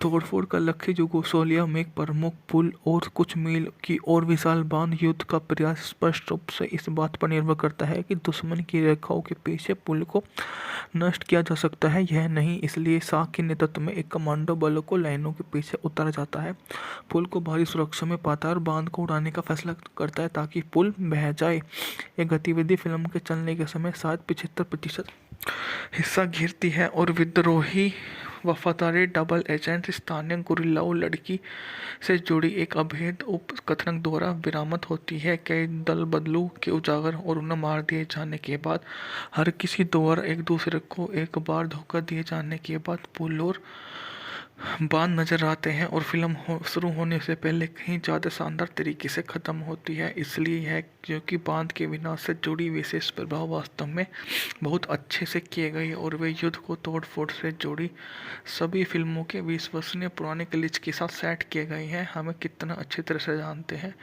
ये सबसे पहले हमें उस उद्देश्य का लंबा शॉट मिलता है और साउंड ट्रैक्स पर उचित रूप से वैगनरी संगीत होता है। फिर दूर से देखा जाए तो नाजी सैनिक पैरापोर्ट पर आगे पीछे घूमते हैं। हमारी नायक चट्टानों और पेड़ों के पीछे लेटे हुए हैं, दूरबीनी के दृश्य का निरीक्षण करते हैं। मेरा मानना यह है कि इसमें किसी एक हीरो के लिए यह राय व्यक्त करना अनिवार्य है, दुश्मन का लक्ष्य इतनी अच्छी तरह से सुरक्षित है कि कोई भी हमला करना मूर्खता होगी। आमतौर पर सटीक शब्द होते हैं, यह निश्चित रूप से आत्महत्या होगी। लेकिन फिर विस्फोटक विशेषज्ञ एक अव्यवस्थित प्रतिभाशाली व्यक्तित्व के रूप में नागरिक कैरियर के साथ सीधे कमांडो में भर्ती हो जाता है। यह बताता है कि अगर विस्फोटक पैकेज को ठीक से रखा जाए तो यह कितना नुकसान पहुंचा सकता है। फोर्स 10 सब यानी हमारे क्लिच का सामना करता है, फिर बांध के अंदर विस्फोट को शामिल करते हुए एक अच्छा मोड, फिर उसे विशेष प्रभाव मिलते हैं और यह फिल्म ख़त्म हो जाती है। यह बहुत अधिक प्रभाव नहीं है छोड़ता। गाय हैमिल्टन जैसे निर्देशक जो बॉन्ड पिक्चर में 4 के स्नातक अपनी नींद इस तरह से एक्शन फिल्म बना सकते हैं, इस बार अफसोस जाहिर तौर पर उन्हें नहीं किया जाए। फिल्म में अफसोस छोड़ देती है। दिवंगत रॉबर्ट शाह ने बनाने में अपने आखिरी साल का कुछ हिस्सा इस मूवी पर बर्बाद कर दिया, तो हम बोल सकते हैं कि मूवी इतनी शानदार नहीं रही जितना हमने सोचा था। इसके अकॉर्डिंग अगर हम इसकी मूवी की और ख़ासियत के बारे में बात करें तो मूवी ने जितना भी काम किया है वो इतने से कुछ भी नहीं हो सकता। मूवी को और अच्छा साबित होना चाहिए था, जो यह नहीं कर पाई। इसके अलावा यह जो है इस मूवी का बजट था 3.2 मिलियन डॉलर, जबकि न बॉक्स ऑफिस पर शानदार कमाई की। अपने बजट के मुकाबले इसने 3 गुने से अच्छा बिजनेस किया। कार्यकारी समय इसका 118 मिनट था, जबकि पुणे इसको 126 मिनट में दोबारा बनाया गया। फिल्म का शीर्षक एलिस्टर मैकलेन किसी नाम की पुस्तक से लिया गया। हालांकि या उत्पादन के बारे में बात की जाए तो अप्रैल 67 में फोरमैन ने घोषणा की कि वे Anthony Quinn, Garrett Peck, David Niven के साथ आफ्टर नोवेन बनाएंगे और जेली थॉमसन निर्देशक के रूप में मूवी में वापस आएंगे। यह फिल्म कोलंबिया द्वारा बनाई गई और 1967 में घोषणा की गई कि फिल्म द हाई डैम होगा फिल्मांकन 1969 में होगा। हालांकि फिल्मांकन आगे नहीं बढ़ा। मैकलिन ने स्क्रीन ट्रीटमेंट को किताब के रूप में विकसित करने का फैसला किया। उन्होंने 68 में फोर्स्टैन फ्रेम प्रकाशित किया। उपन्यास एक बेस्टसेलर बन गया। 1970 के दशक के दौरान फोरमैन ने फिल्म के वित्तीय सहायता प्राप्त करने की कोशिश की, जबकि फोर्स्टैन फ्रॉम नवरोन की शुरुआत हमें 1961 के मूल निर्माण के चुनिंदा फुटेज दिखाई गई। जर्मन सैनिक एक बार फिर घबराए, भागते हैं, विस्फोटक एक बार फिर फटते हैं, बड़ी बंदूकें गिरती हैं, चट्टानें फट जाती हैं। अगर आप मूल न्यूरॉन की प्रशंसा करें तो इन पलों का ध्यानपूर्वक अध्ययन करें। इस फिल्म के और इसके नाम के बीच एकमात्र संबंध है। तो फिर फिल्म को फर्स्ट टेन फ्रॉम नवरोन क्यों कहा गया? शायद इसलिए क्योंकि नवरोन सबसे पहले लोगों में एक अजीब सी प्रतिक्रिया आती है। फिल्म पहली बहुत अच्छी थी इसलिए शायद यह भी अच्छी होगी। यह शायद इसलिए क्योंकि मूल गन्स ऑफ नवरोन के लेखक एलिस्टर मैकलिन ने इसका सीक्वल लिखा है। इससे कोई फर्क नहीं पड़ता 1961 की फिल्म में बुद्धिशैली और रोमांच था। यह फिल्म पुरानी एक्शन फिल्मों की क्लिच का एक थका हुआ रूपांतरण है या दोहराव है, जिसे रॉबर्ट शॉ और एडवर्ड फॉक्स जैसे दिग्गजों ने भी नहीं बनाया। इस बात को स्पष्ट करने के लिए फोर्स 10 फ्रेम नवरोन में गन्स ऑफ नवरोन जैसा कोई भी पात्र नहीं है। इसका बंदूक से कोई लेना देना नहीं है और इसमें कोई द्वीप पर हमला शामिल नहीं है। हालांकि यह तोड़फोड़ के कारण होने वाली एक विशाल तबाही के साथ समाप्त हो जाती है। तोड़फोड़ का लक्ष्य यूगोस्लाविया में एक प्रमुख पुल और कुछ मील की और विशाल बांध युद्ध का प्रयास स्पष्ट रूप से इस बात पर निर्भर करता है कि दुश्मन की रेखाओं के पीछे पुल को नष्ट किया जा सकता है यह नहीं। इसलिए शाह के नेतृत्व में एक कमांडो बलों को लाइनों के पीछे उतारा जाता है, पुल को भारी सुरक्षा में पाता है और बांध को उड़ाने का फैसला करता है ताकि पुल बह जाए। यह गतिविधि फिल्म के चलने के समय शायद 75% हिस्सा घेरती है और विद्रोही वफादारी डबल एजेंट स्थानीय गुरिल्लाओं लड़की से जुड़ी एक अभेद उपकथन द्वारा बरामद होती है। कई दल बदलू के उजागर और उन्हें मार दिए जाने के बाद हर किसी द्वारा एक दूसरे को एक बार धोखा दिए जाने के बाद पुल और बांध नजर आते हैं और फिल्म शुरू होने से पहले कहीं ज़्यादा शानदार तरीके से ख़त्म होती है। इसलिए है क्योंकि बांध के विनाश से जुड़ी विशेष प्रभाव वास्तव में बहुत अच्छे से किए गए और वे युद्ध को तोड़ फोड़ से जुड़ी सभी फिल्मों के विश्वसनीय पुराने क्लिच के साथ सेट किए गए हैं। हमें कितना अच्छी तरह से जानते हैं। ये सबसे पहले हमें उस उद्देश्य का लंबा शॉट मिलता है और साउंड ट्रैक्स पर उचित रूप से वैगनरी संगीत होता है। फिर दूर से देखा जाए तो नाजी सैनिक पैरापोर्ट पर आगे पीछे घूमते हैं। हमारी नायक चट्टानों और पेड़ों के पीछे लेटे हुए हैं, दूरबीनी के दृश्य का निरीक्षण करते हैं। मेरा मानना यह है कि इसमें किसी एक हीरो के लिए यह राय व्यक्त करना अनिवार्य है, दुश्मन का लक्ष्य इतनी अच्छी तरह से सुरक्षित है कि कोई भी हमला करना मूर्खता होगी। आमतौर पर सटीक शब्द होते हैं, यह निश्चित रूप से आत्महत्या होगी। लेकिन फिर विस्फोटक विशेषज्ञ एक अव्यवस्थित प्रतिभाशाली व्यक्तित्व के रूप में नागरिक कैरियर के साथ सीधे कमांडो में भर्ती हो जाता है। यह बताता है कि अगर विस्फोटक पैकेज को ठीक से रखा जाए तो यह कितना नुकसान पहुंचा सकता है। फोर्स 10 सब यानी हमारे क्लिच का सामना करता है, फिर बांध के अंदर विस्फोट को शामिल करते हुए एक अच्छा मोड, फिर उसे विशेष प्रभाव मिलते हैं और यह फिल्म ख़त्म हो जाती है। यह बहुत अधिक प्रभाव नहीं है छोड़ता। गाय हैमिल्टन जैसे निर्देशक जो बॉन्ड पिक्चर में 4 के स्नातक अपनी नींद इस तरह से एक्शन फिल्म बना सकते हैं। इस बार अफसोस जाहिर तौर पर उन्हें नहीं किया जाए, फिल्म में अफसोस छोड़ देती है। दिवंगत रॉबर्ट शाह ने बनाने में अपने आखिरी साल का कुछ हिस्सा इस मूवी पर बर्बाद कर दिया, तो हम बोल सकते हैं कि मूवी इतनी शानदार नहीं रही जितना हमने सोचा था। इसके अकॉर्डिंग अगर हम इसकी मूवी की और ख़ासियत के बारे में बात करें तो मूवी ने जितना भी काम किया है वो इतने से कुछ भी नहीं हो सकता। मूवी को और अच्छा साबित होना चाहिए था, जो यह नहीं कर पाई। इसके अलावा यह जो है, इस मूवी का बजट था $3.2 मिलियन, जबकि न बॉक्स ऑफिस पर शानदार कमाई की। अपने बजट के मुकाबले इसने 3 गुने से अच्छा बिजनेस किया। कार्यकारी समय इसका 118 मिनट था, जबकि पुणे इसको 126 मिनट में दोबारा बनाया गया। फिल्म का शीर्षक एलिस्टर मैकलेन किसी नाम की पुस्तक से लिया गया।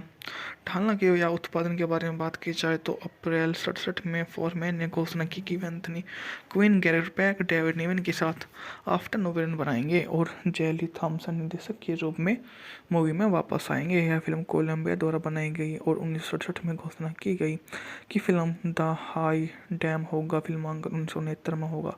हालांकि फिल्मांकन आगे नहीं बढ़ा। मैकलिन ने स्क्रीन ट्रीटमेंट को किताब के रूप में विकसित करने का फैसला किया। उन्होंने 68 में फोर्स्टैन फमरेन प्रकाशित किया। उपन्यास एक बेस्टसेलर बन गया। 1970 के दशक के दौरान फोरमैन ने फिल्म के वित्तीय सहायता प्राप्त करने की कोशिश की, जबकि फोर्स्टैन फिल्म नवरोन की शुरुआत हमें 1961 के मूल निर्माण के चुनिंदा फुटेज दिखाई गई। जर्मन सैनिक एक बार फिर घबराए, भागते हैं, विस्फोटक एक बार फिर फटकते हैं, बड़ी बंदूकें गिरती हैं, चट्टानें फट जाती हैं। अगर आप मूल नवरोन की प्रशंसा करें तो इन पलों का ध्यानपूर्वक अध्ययन करें। इस फिल्म के और इसके नाम के बीच एकमात्र संबंध है। तो फिर फिल्म को फर्स्ट 10 फ्रॉम नवरोन क्यों कहा गया? शायद इसलिए क्योंकि नवरोन सबसे पहले लोगों में एक अजीब सी प्रतिक्रिया आती है। फिल्म पहली बहुत अच्छी थी, इसलिए शायद यह भी अच्छी होगी। यह शायद इसलिए क्योंकि मूल गन्स ऑफ नवरोन के लेखक एलिस्टर मैकलिन ने इसका सीक्वल लिखा है। इससे कोई फर्क नहीं पड़ता 1961 की फिल्म में बुद्धि, शैली और रोमांच था। यह फिल्म पुरानी एक्शन फिल्मों की क्लिच का एक थका हुआ रूपांतरण है या दोहराव है, जिसे रॉबर्ट शॉ और एडवर्ड फॉक्स जैसे दिग्गजों ने भी नहीं बनाया। इस बात को स्पष्ट करने के लिए फोर्स 10 फ्रेम नवरोन में गन्स ऑफ नवरोन जैसा कोई भी पात्र नहीं है। इसका बंदूक से कोई लेना देना नहीं है और इसमें कोई द्वीप पर हमला शामिल नहीं है। हालांकि यह तोड़फोड़ के कारण होने वाली एक विशाल तबाही के साथ समाप्त हो जाती है। तोड़फोड़ का लक्ष्य यूगोस्लाविया में एक प्रमुख पुल और कुछ मील की और विशाल बांध युद्ध का प्रयास स्पष्ट रूप से इस बात पर निर्भर करता है कि दुश्मन की रेखाओं के पीछे पुल को नष्ट किया जा सकता है यह नहीं। इसलिए शाह के नेतृत्व में एक कमांडो बलों को लाइनों के पीछे उतारा जाता है, पुल को भारी सुरक्षा में पाता है और बांध को उड़ाने का फैसला करता है ताकि पुल बह जाए। यह गतिविधि फिल्म के चलने के समय शायद 75% हिस्सा घेरती है और विद्रोही वफादारी डबल एजेंट स्थानीय गुरिल्लाओं लड़की से जुड़ी एक अभेद उपकथन द्वारा बरामद होती है। कई दल बदलू के उजागर और उन्हें मार दिए जाने के बाद हर किसी द्वारा एक दूसरे को एक बार धोखा दिए जाने के बाद पुल और बांध नजर आते हैं और फिल्म शुरू होने से पहले कहीं ज़्यादा शानदार तरीके से ख़त्म होती है। इसलिए है क्योंकि बांध के विनाश से जुड़ी विशेष प्रभाव वास्तव में बहुत अच्छे से किए गए और वे युद्ध को तोड़ फोड़ से जुड़ी सभी फिल्मों के विश्वसनीय पुराने क्लिच के साथ सेट किए गए हैं। हमें कितना अच्छी तरह से जानते हैं। ये सबसे पहले हमें उस उद्देश्य का लंबा शॉट मिलता है और साउंड ट्रैक्स पर उचित रूप से वैगनरी संगीत होता है। फिर दूर से देखा जाए तो नाजी सैनिक पैरापोर्ट पर आगे पीछे घूमते हैं। हमारी नायक चट्टानों और पेड़ों के पीछे लेटे हुए हैं, दूरबीनी के दृश्य का निरीक्षण करते हैं। मेरा मानना यह है कि इसमें किसी एक हीरो के लिए यह राय व्यक्त करना अनिवार्य है, दुश्मन का लक्ष्य इतनी अच्छी तरह से सुरक्षित है कि कोई भी हमला करना मूर्खता होगी। आमतौर पर सटीक शब्द होते हैं, यह निश्चित रूप से आत्महत्या होगी। लेकिन फिर विस्फोटक विशेषज्ञ एक अव्यवस्थित प्रतिभाशाली व्यक्तित्व के रूप में नागरिक कैरियर के साथ सीधे कमांडो में भर्ती हो जाता है। यह बताता है कि अगर विस्फोटक पैकेज को ठीक से रखा जाए तो यह कितना नुकसान पहुंचा सकता है। फोर्स सब यानी हमारे क्लिच का सामना करता है, फिर बांध के अंदर विस्फोट को शामिल करते हुए एक अच्छा मोड, फिर उसे विशेष प्रभाव मिलते हैं और यह फिल्म ख़त्म हो जाती है। यह बहुत अधिक प्रभाव नहीं है छोड़ता। गाय हैमिल्टन जैसे निर्देशक जो बॉन्ड पिक्चर में 4 के स्नातक अपनी नींद इस तरह से एक्शन फिल्म बना सकते हैं, इस बार अफसोस जाहिर तौर पर उन्हें नहीं किया जाए। फिल्म में अफसोस छोड़ देती है। दिवंगत रॉबर्ट शाह ने बनाने में अपने आखिरी साल का कुछ हिस्सा इस मूवी पर बर्बाद कर दिया, तो हम बोल सकते हैं कि मूवी इतनी शानदार नहीं रही जितना हमने सोचा था। इसके अकॉर्डिंग अगर हम इसकी मूवी की और ख़ासियत के बारे में बात करें तो मूवी ने जितना भी काम किया है वो इतने से कुछ भी नहीं हो सकता। मूवी को और अच्छा साबित होना चाहिए था, जो यह नहीं कर पाई। इसके अलावा यह जो है इस मूवी का बजट था 3.2 मिलियन डॉलर, जबकि न बॉक्स ऑफिस पर शानदार कमाई की। अपने बजट के मुकाबले इसने 3 गुने से अच्छा बिजनेस किया।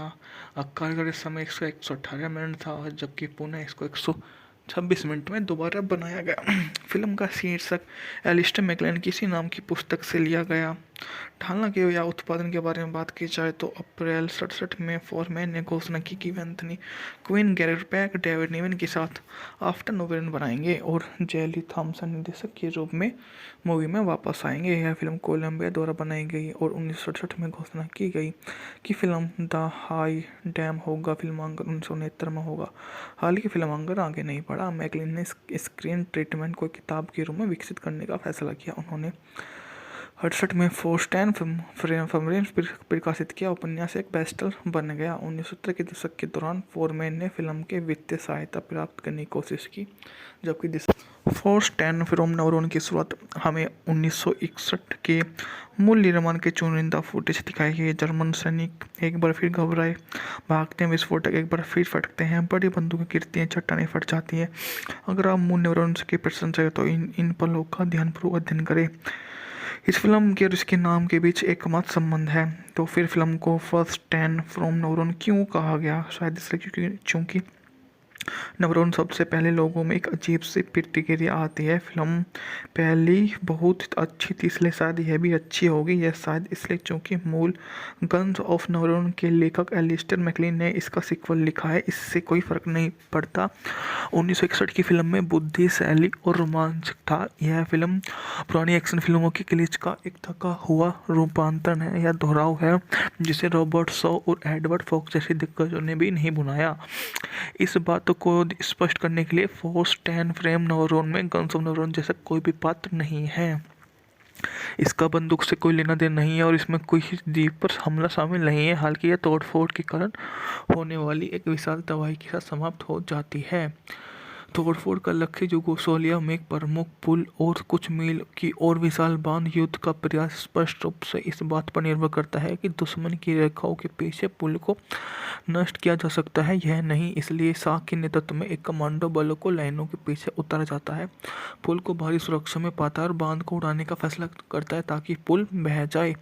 यह गतिविधि फिल्म के चलने के समय शायद 75% हिस्सा घेरती है और विद्रोही वफादारी डबल एजेंट स्थानीय गुरिल्लाओं लड़की से जुड़ी एक अभेद उपकथन द्वारा विरामत होती है। कई दल बदलू के उजागर और उन्हें मार दिए जाने के बाद हर किसी द्वारा एक दूसरे को एक बार धोखा दिए जाने के बाद पुल और बांध नजर आते हैं और फिल्म शुरू होने से पहले कहीं ज़्यादा शानदार तरीके से ख़त्म होती है। इसलिए है क्योंकि बांध के विनाश से जुड़ी विशेष प्रभाव वास्तव में बहुत अच्छे से किए गए और वे युद्ध को तोड़-फोड़ से जुड़ी सभी फिल्मों के विश्वसनीय पुराने क्लिच के साथ सेट किए गए हैं। हमें कितना अच्छी तरह से जानते हैं।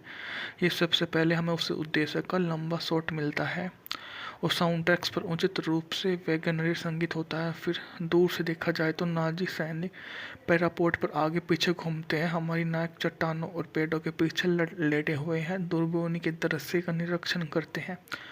मेरा मानना यह है कि इसमें किसी एक हीरो के लिए यह राय व्यक्त करना अनिवार्य है, दुश्मन का लक्ष्य इतनी अच्छी तरह से सुरक्षित है कि कोई भी हमला करना मूर्खता होगी। आमतौर पर सटीक शब्द होते हैं, यह निश्चित रूप से आत्महत्या होगी। लेकिन फिर विस्फोटक विशेषज्ञ एक अव्यवस्थित प्रतिभाशाली व्यक्तित्व के रूप में नागरिक कैरियर के साथ सीधे कमांडो में भर्ती हो जाता है। यह बताता है कि अगर विस्फोटक पैकेज को ठीक से रखा जाए तो यह कितना नुकसान पहुंचा सकता है। फोर्स टेन सब यानी हमारे ग्लिच का सामना करता है, फिर बांध के अंदर विस्फोट को शामिल करते हुए एक अच्छा मोड, फिर उसे विशेष प्रभाव मिलते हैं और यह फिल्म खत्म हो जाती है। यह बहुत अधिक प्रभाव नहीं है छोड़ता। गाय हैमिल्टन जैसे निर्देशक जो बॉन्ड पिक्चर में 4 के स्नातक अपनी नींद इस तरह से एक्शन फिल्म बना सकते हैं, इस बार अफसोस जाहिर तौर पर उन्हें नहीं किया जाए। फिल्म में अफसोस छोड़ देती है। दिवंगत रॉबर्ट शाह ने बनाने में अपने आखिरी साल का कुछ हिस्सा इस मूवी पर बर्बाद कर दिया, तो हम बोल सकते हैं कि मूवी इतनी शानदार नहीं रही जितना हमने सोचा था। इसके अकॉर्डिंग अगर हम इसकी मूवी की और ख़ासियत के बारे में बात करें तो मूवी ने जितना भी काम किया है वो इतने से कुछ भी नहीं हो सकता। मूवी को और अच्छा साबित होना चाहिए था, जो यह नहीं कर पाई। इसके अलावा यह जो है इस मूवी का बजट था 3.2 मिलियन डॉलर, जबकि न बॉक्स ऑफिस पर शानदार कमाई की। अपने बजट के मुकाबले इसने 3 गुने से अच्छा बिजनेस किया। कार्यकारी समय इसका 118 मिनट था, जबकि पुणे इसको 126 मिनट में दोबारा बनाया गया। फिल्म का शीर्षक एलिस्टर मैकलेन किसी नाम की पुस्तक से लिया गया। हालांकि या उत्पादन के बारे में बात की जाए तो अप्रैल 67 में फोरमैन ने घोषणा की कि वे Anthony Quinn, Garrett Peck, David Niven के साथ आफ्टर नोवेन बनाएंगे और जेली थॉमसन निर्देशक के रूप में मूवी में वापस आएंगे। यह फिल्म कोलंबिया द्वारा बनाई गई और 1967 में घोषणा की गई कि फिल्म द हाई डैम होगा फिल्मांकन 1969 में होगा। हालांकि फिल्मांकन आगे नहीं बढ़ा। मैकलिन ने स्क्रीन ट्रीटमेंट को किताब के रूप में विकसित करने का फैसला किया। उन्होंने 68 में फोर्स्टैन फ्रेम प्रकाशित किया। उपन्यास एक बेस्टसेलर बन गया। 1970 के दशक के दौरान फोरमैन ने फिल्म के वित्तीय सहायता प्राप्त करने की कोशिश की, जबकि फोर्स्टैन फिल्म नवरोन की शुरुआत हमें 1961 के मूल निर्माण के चुनिंदा फुटेज दिखाई गई। जर्मन सैनिक एक बार फिर घबराए, भागते हैं, विस्फोटक एक बार फिर फटते हैं, बड़ी बंदूकें गिरती हैं, चट्टानें फट जाती हैं। अगर आप मूल न्यूरॉन की प्रशंसा करें तो इन पलों का ध्यानपूर्वक अध्ययन करें। इस फिल्म के और इसके नाम के बीच एकमात्र संबंध है। तो फिर फिल्म को फर्स्ट 10 फ्रॉम नवरोन क्यों कहा गया? शायद इसलिए क्योंकि नवरोन सबसे पहले लोगों में एक अजीब सी प्रतिक्रिया आती है। फिल्म पहली बहुत अच्छी थी, इसलिए शायद यह भी अच्छी होगी। यह शायद इसलिए क्योंकि मूल गन्स ऑफ नवरोन के लेखक एलिस्टर मैकलिन ने इसका सीक्वल लिखा है। इससे कोई फर्क नहीं पड़ता 1961 की फिल्म में बुद्धि, शैली और रोमांच था। यह फिल्म पुरानी एक्शन फिल्मों की क्लिच का एक थका हुआ रूपांतरण है या दोहराव है, जिसे रॉबर्ट शॉ और एडवर्ड फॉक्स जैसे दिग्गजों ने भी नहीं बनाया। इस बात को स्पष्ट करने के लिए फोर्स 10 फ्रेम नवरोन में गन्स ऑफ नवरोन जैसा कोई भी पात्र नहीं है। इसका बंदूक से कोई लेना देना नहीं है और इसमें कोई द्वीप पर हमला शामिल नहीं है। हालांकि यह तोड़फोड़ के कारण होने वाली एक विशाल तबाही के साथ समाप्त हो जाती है। तोड़फोड़ का लक्ष्य यूगोस्लाविया में एक प्रमुख पुल और कुछ मील की और विशाल बांध युद्ध का प्रयास स्पष्ट रूप से इस बात पर निर्भर करता है कि दुश्मन की रेखाओं के पीछे पुल को नष्ट किया जा सकता है यह नहीं। इसलिए शाह के नेतृत्व में एक कमांडो बलों को लाइनों के पीछे उतारा जाता है, पुल को भारी सुरक्षा में पाता है और बांध को उड़ाने का फैसला करता है ताकि पुल बह जाए। यह गतिविधि फिल्म के चलने के समय शायद 75% हिस्सा घेरती है और विद्रोही वफादारी डबल एजेंट स्थानीय गुरिल्लाओं लड़की से जुड़ी एक अभेद उपकथन द्वारा बरामद होती है। कई दल बदलू के उजागर और उन्हें मार दिए जाने के बाद, हर किसी द्वारा एक दूसरे को एक बार धोखा दिए जाने के बाद पुल और बांध नजर आते हैं और फिल्म शुरू होने से पहले कहीं ज़्यादा शानदार तरीके से ख़त्म होती है। इसलिए है क्योंकि बांध के विनाश से जुड़ी विशेष प्रभाव वास्तव में बहुत अच्छे से किए गए और वे युद्ध को तोड़-फोड़ से जुड़ी सभी फिल्मों के विश्वसनीय पुराने क्लिच के साथ सेट किए गए हैं। हमें कितना अच्छी तरह से जानते हैं। ये सबसे पहले हमें उस उद्देश्य का लंबा शॉट मिलता है और साउंड ट्रैक्स पर उचित रूप से वैगनरी संगीत होता है। फिर दूर से देखा जाए तो नाजी सैनिक पैरापोर्ट पर आगे पीछे घूमते हैं। हमारी नायक चट्टानों और पेड़ों के पीछे लेटे हुए हैं, दूरबीनी के दृश्य का निरीक्षण करते हैं। मेरा मानना है कि इसमें किसी एक हीरो के लिए यह राय व्यक्त करना अनिवार्य है। दुश्मन का लक्ष्य इतनी अच्छी तरह से सुरक्षित है कि कोई भी हमला करना मूर्खता होगी। आमतौर पर सटीक शब्द होते हैं, यह निश्चित रूप से आत्महत्या होगी। लेकिन फिर विस्फोटक विशेषज्ञ एक अव्यवस्थित प्रतिभाशाली व्यक्तित्व के रूप में नागरिक कैरियर के साथ सीधे कमांडो में भर्ती हो जाता है। यह बताता है कि अगर विस्फोटक पैकेज को ठीक से रखा जाए तो यह कितना नुकसान पहुंचा सकता है। फोर्स टेन सब यानी हमारे ग्लिच का सामना करता है, फिर बांध के अंदर विस्फोट को शामिल करते हुए एक अच्छा मोड, फिर उसे विशेष प्रभाव मिलते हैं और यह फिल्म खत्म हो जाती है। यह बहुत अधिक प्रभाव नहीं है छोड़ता। गाय हैमिल्टन जैसे निर्देशक जो बॉन्ड पिक्चर में 4 के स्नातक अपनी नींद इस तरह से एक्शन फिल्म बना सकते हैं, इस बार अफसोस जाहिर तौर पर उन्हें नहीं किया जाए। फिल्म में अफसोस छोड़ देती है। दिवंगत रॉबर्ट शाह ने बनाने में अपने आखिरी साल का कुछ हिस्सा इस मूवी पर बर्बाद कर दिया, तो हम बोल सकते हैं कि मूवी इतनी शानदार नहीं रही जितना हमने सोचा था। इसके अकॉर्डिंग अगर हम इसकी मूवी की और ख़ासियत के बारे में बात करें तो मूवी ने जितना भी काम किया है वो इतने से कुछ भी नहीं हो सकता। मूवी को और अच्छा साबित होना चाहिए था, जो यह नहीं कर पाई। इसके अलावा यह जो है इस मूवी का बजट था 3.2 मिलियन डॉलर, जबकि न बॉक्स ऑफिस पर शानदार कमाई की। अपने बजट के मुकाबले इसने 3 गुने से अच्छा बिजनेस किया। कार्यकारी समय इसका 118 मिनट था, जबकि पुणे इसको 126 मिनट में दोबारा बनाया गया। फिल्म का शीर्षक एलिस्टर मैकलेन किसी नाम की पुस्तक से लिया गया। हालांकि या उत्पादन के बारे में बात की जाए तो अप्रैल 67 में फोरमैन ने घोषणा की कि वे Anthony Quinn, Garrett Peck, David Niven के साथ आफ्टर नोवेलन बनाएंगे और जेली थॉमसन निर्देशक के रूप में मूवी में वापस आएंगे। यह फिल्म कोलंबिया द्वारा बनाई गई और 1967 में घोषणा की गई कि फिल्म द हाई डैम होगा फिल्मांकन 1969 में होगा। हालांकि फिल्मांकन आगे नहीं बढ़ा। मैकलिन ने स्क्रीन ट्रीटमेंट को किताब के रूप में विकसित करने का फैसला किया। उन्होंने 68 में फोर्स्टैन फ्रेम प्रकाशित किया। उपन्यास एक बेस्टसेलर बन गया। 1970 के दशक के दौरान फोरमैन ने फिल्म के वित्तीय सहायता प्राप्त करने की कोशिश की, जबकि फोर्स्टैन फिल्म नवरोन की शुरुआत हमें 1961 के मूल निर्माण के चुनिंदा फुटेज दिखाई गई। जर्मन सैनिक एक बार फिर घबराए, भागते हैं, विस्फोटक एक बार फिर फटते हैं, बड़ी बंदूकें गिरती हैं, चट्टानें फट जाती हैं।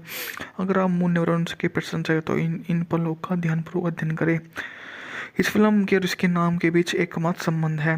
तो फिर फिल्म को फर्स्ट टेन फ्रॉम नवरोन क्यों कहा गया? शायद इसलिए क्योंकि नवरोन सबसे पहले लोगों में एक अजीब सी प्रतिक्रिया आती है। फिल्म पहली बहुत अच्छी थी, इसलिए शायद यह भी अच्छी होगी। यह शायद इसलिए क्योंकि मूल गन्स ऑफ नवरोन के लेखक एलिस्टर मैकलिन ने इसका सीक्वल लिखा है। इससे कोई फर्क नहीं पड़ता 1961 की फिल्म में बुद्धिशैली और रोमांचक था। यह फिल्म पुरानी एक्शन फिल्मों की क्लिच का एक थका हुआ रूपांतरण है या दोहराव है, जिसे रॉबर्ट शॉ और एडवर्ड फॉक्स जैसे दिग्गजों ने भी नहीं बनाया।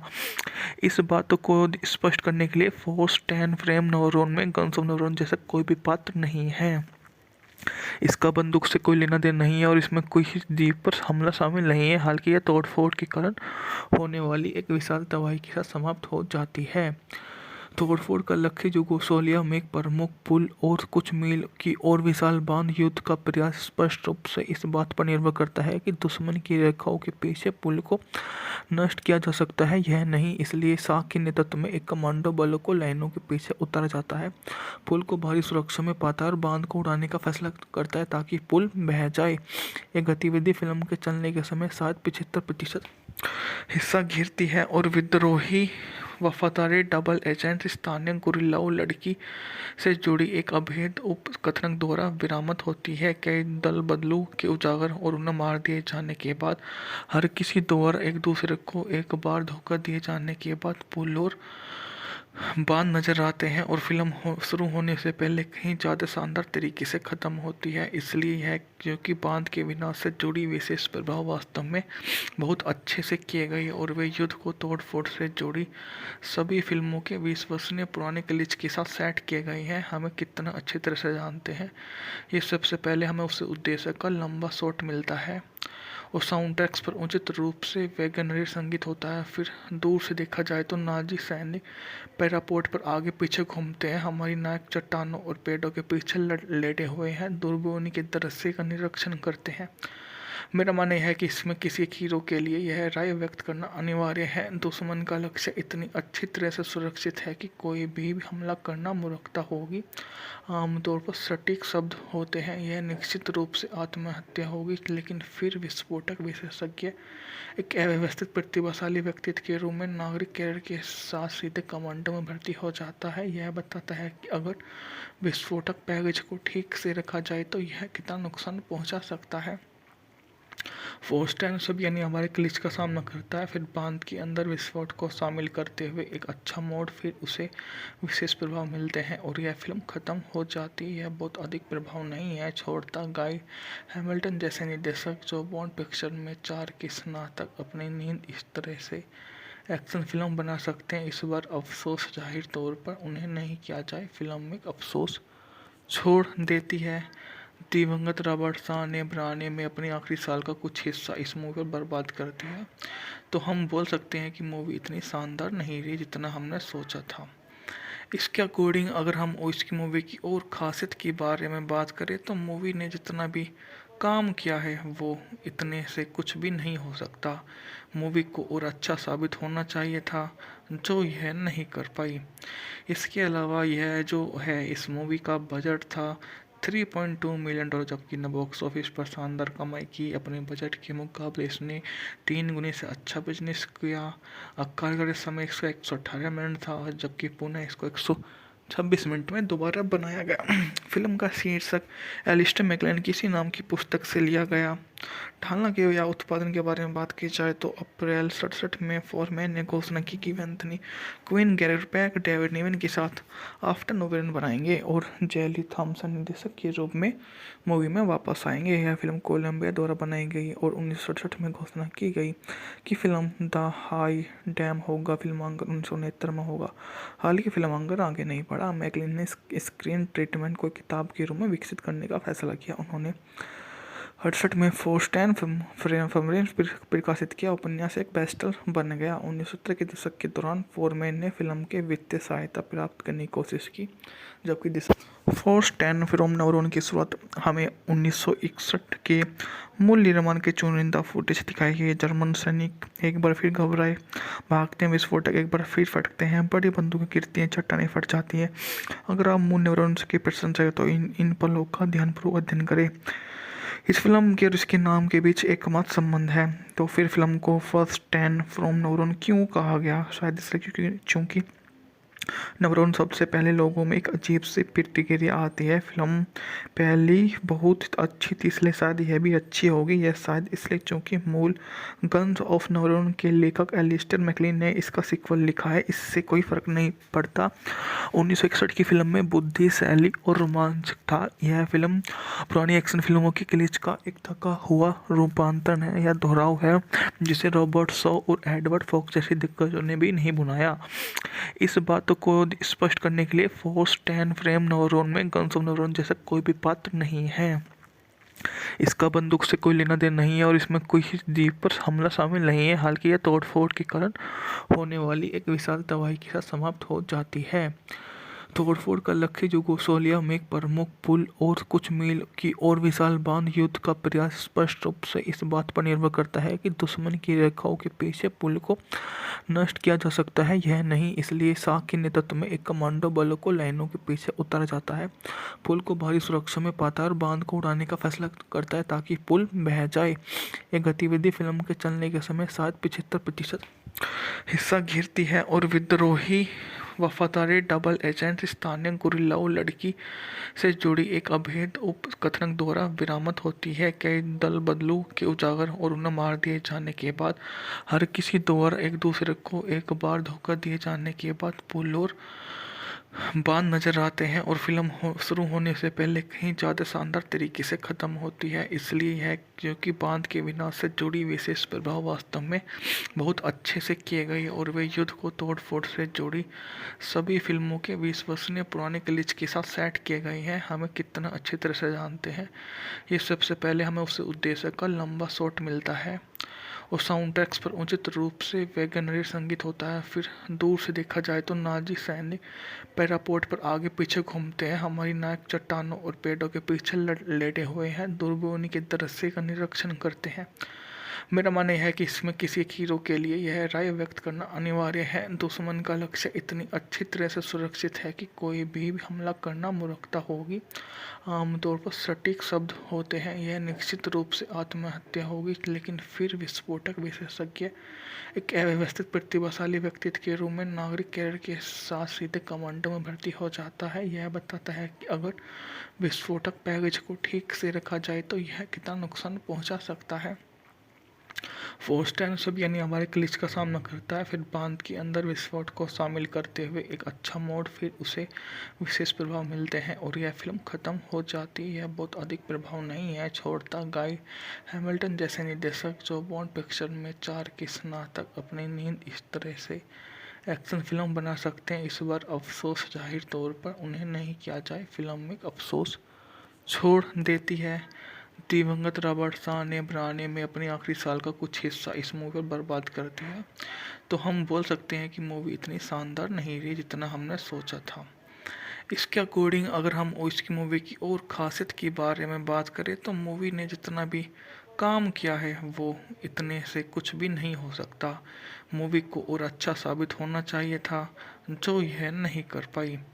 इसके अलावा यह जो है इस मूवी का बजट था $3.2 मिलियन, जबकि न बॉक्स ऑफिस पर शानदार कमाई की। अपने बजट के मुकाबले इसने 3 गुने से अच्छा बिजनेस किया। कार्यकारी समय इसका 118 मिनट था, जबकि पुणे इसको 126 मिनट में दोबारा बनाया गया। फिल्म का शीर्षक एलिस्टर मैकलेन किसी नाम की पुस्तक से लिया गया।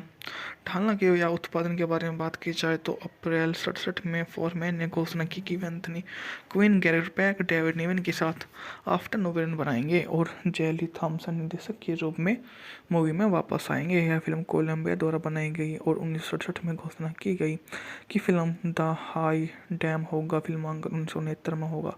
हालांकि फिल्मांकन आगे नहीं बढ़ा। मैकलिन ने स्क्रीन ट्रीटमेंट को किताब के रूप में विकसित करने का फैसला किया। उन्होंने 68 में फोर्स्टैन फिल्म प्रकाशित किया। उपन्यास एक बेस्टसेलर बन गया। 1970 के दशक के दौरान फोरमैन ने फिल्म के वित्तीय सहायता प्राप्त करने की कोशिश की, जबकि फोर्स्टैन फिल्म नवरोन की शुरुआत हमें 1961 के मूल निर्माण के चुनिंदा फुटेज दिखाई गई। जर्मन सैनिक एक बार फिर घबराए, भागते हैं, विस्फोटक एक बार फिर फटकते हैं, बड़ी बंदूकें गिरती हैं, चट्टानें फट जाती हैं।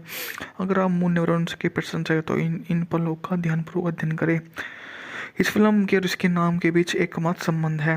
तो फिर फिल्म को फर्स्ट 10 फ्रॉम नवरोन क्यों कहा गया? शायद इसलिए क्योंकि नवरोन सबसे पहले लोगों में एक अजीब सी प्रतिक्रिया आती है। फिल्म पहली बहुत अच्छी थी इसलिए शायद यह भी अच्छी होगी। यह शायद इसलिए क्योंकि मूल गन्स ऑफ नवरोन के लेखक एलिस्टर मैकलिन ने इसका सीक्वल लिखा है। इससे कोई फर्क नहीं पड़ता 1961 की फिल्म में बुद्धि, शैली और रोमांच था। यह फिल्म पुरानी एक्शन फिल्मों की क्लिच का एक थका हुआ रूपांतरण है या दोहराव है, जिसे रॉबर्ट शॉ और एडवर्ड फॉक्स जैसे दिग्गजों ने भी नहीं बनाया।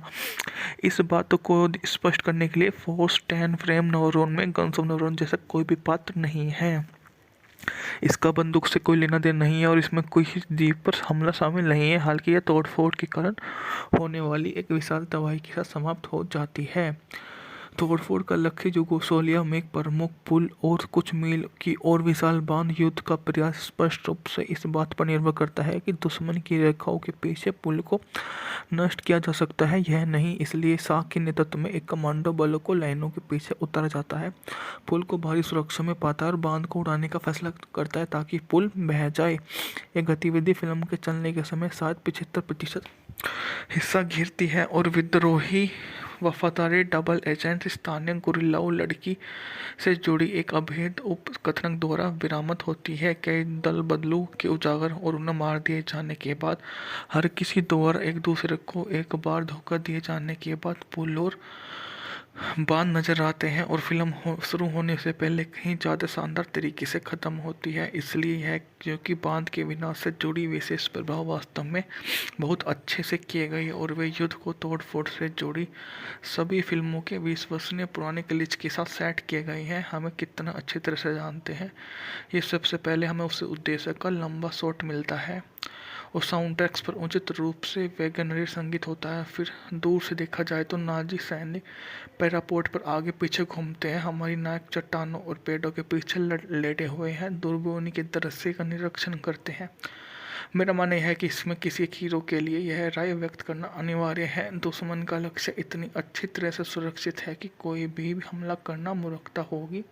आमतौर पर सटीक शब्द होते हैं, यह निश्चित रूप से आत्महत्या होगी। लेकिन फिर विस्फोटक विशेषज्ञ एक अव्यवस्थित प्रतिभाशाली व्यक्तित्व के रूप में नागरिक कैरियर के साथ सीधे कमांडो में भर्ती हो जाता है। यह बताता है कि अगर विस्फोटक पैकेज को ठीक से रखा जाए तो यह कितना नुकसान पहुंचा सकता है।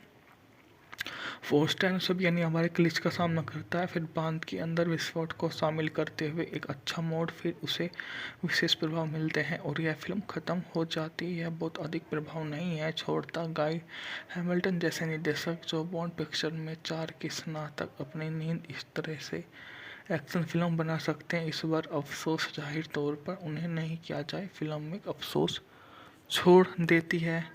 दिवंगत रॉबर्ट शाह ने बनाने में अपने आखिरी साल का कुछ हिस्सा इस मूवी पर बर्बाद कर दिया, तो हम बोल सकते हैं कि मूवी इतनी शानदार नहीं रही जितना हमने सोचा था।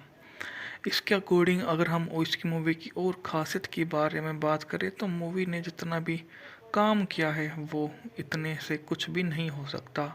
मूवी को और अच्छा साबित होना चाहिए था, जो यह नहीं कर पाई। इसके अलावा यह जो है इस मूवी का बजट था $3.2 मिलियन, जबकि न बॉक्स ऑफिस पर शानदार कमाई की। अपने बजट के मुकाबले इसने 3 गुने से अच्छा बिजनेस किया। कार्यकारी समय इसका 118 मिनट था, जबकि पुणे इसको 126 मिनट में दोबारा बनाया गया। फिल्म का शीर्षक एलिस्टर मैकलेन किसी नाम की पुस्तक से लिया गया।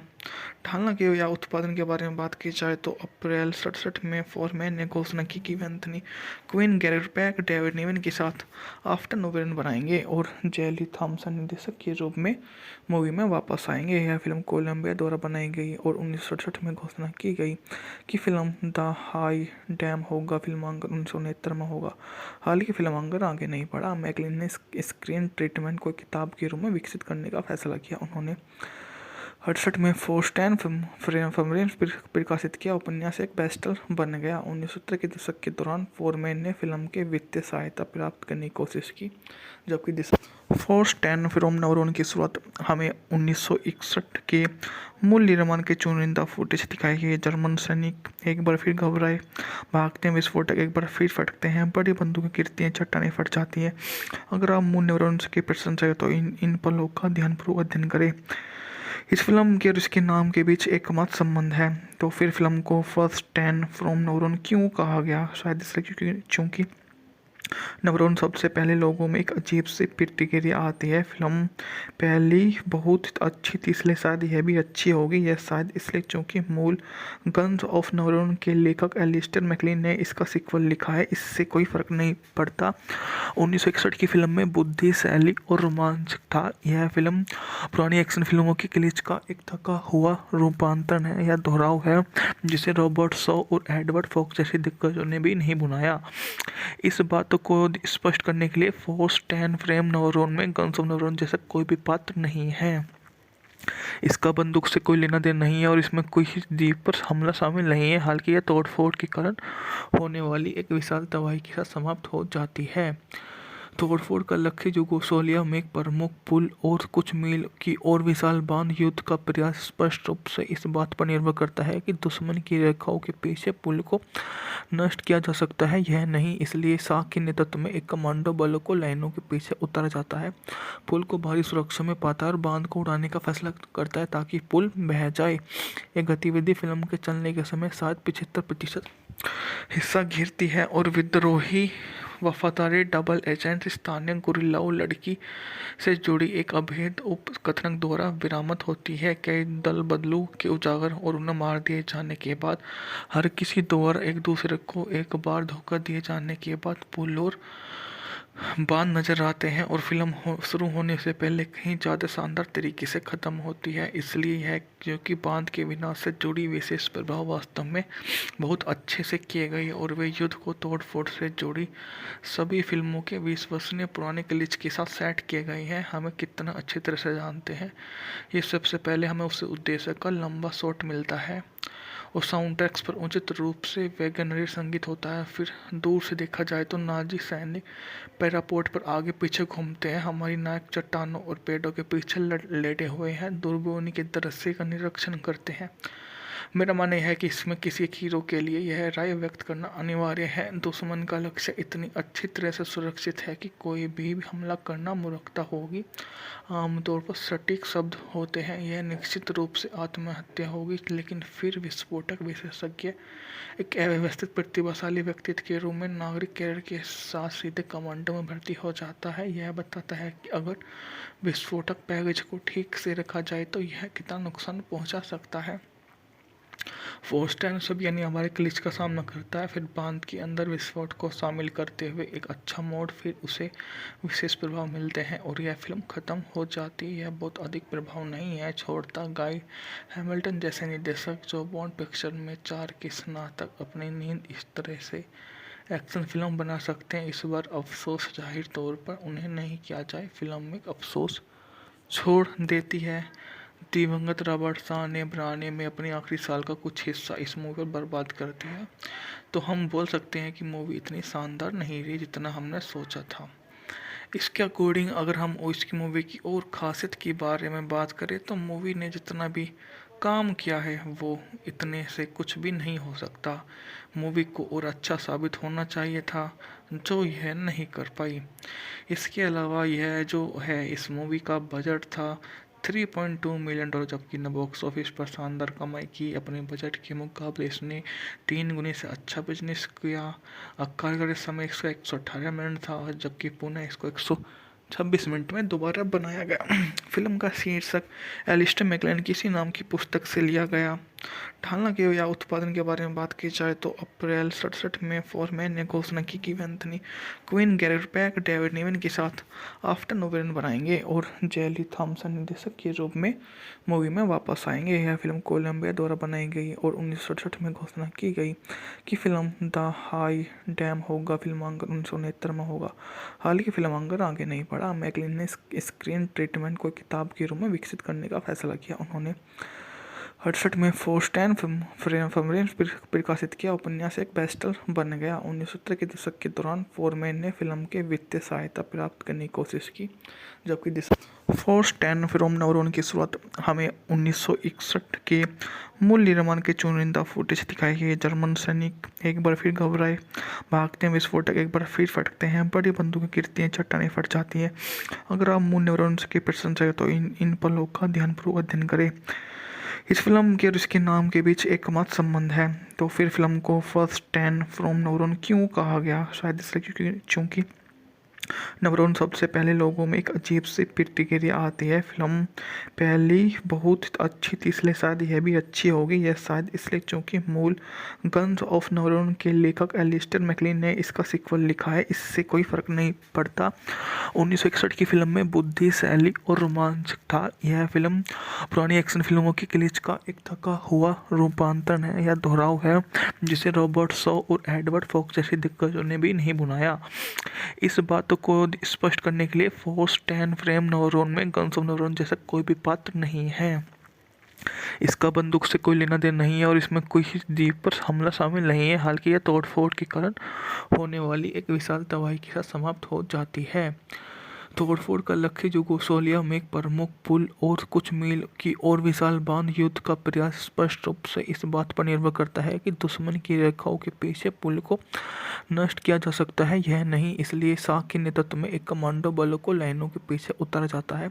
पुल को भारी सुरक्षा में पाता है और बांध को उड़ाने का फैसला करता है ताकि पुल बह जाए। यह गतिविधि फिल्म के चलने के समय शायद 75% हिस्सा घेरती है और विद्रोही वफादारी डबल एजेंट स्थानीय गुरिल्लाओं लड़की से जुड़ी एक अभेद उपकथन द्वारा बरामद होती है। कई दल बदलू के उजागर और उन्हें मार दिए जाने के बाद हर किसी द्वारा एक दूसरे को एक बार धोखा दिए जाने के बाद पुल और बांध नजर आते हैं और फिल्म शुरू होने से पहले कहीं ज़्यादा शानदार तरीके से ख़त्म होती है। इसलिए है क्योंकि बांध के विनाश से जुड़ी विशेष प्रभाव वास्तव में बहुत अच्छे से किए गए और वे युद्ध को तोड़ फोड़ से जुड़ी सभी फिल्मों के विश्वसनीय पुराने क्लिच के साथ सेट किए गए हैं। हमें कितना अच्छी तरह से जानते हैं।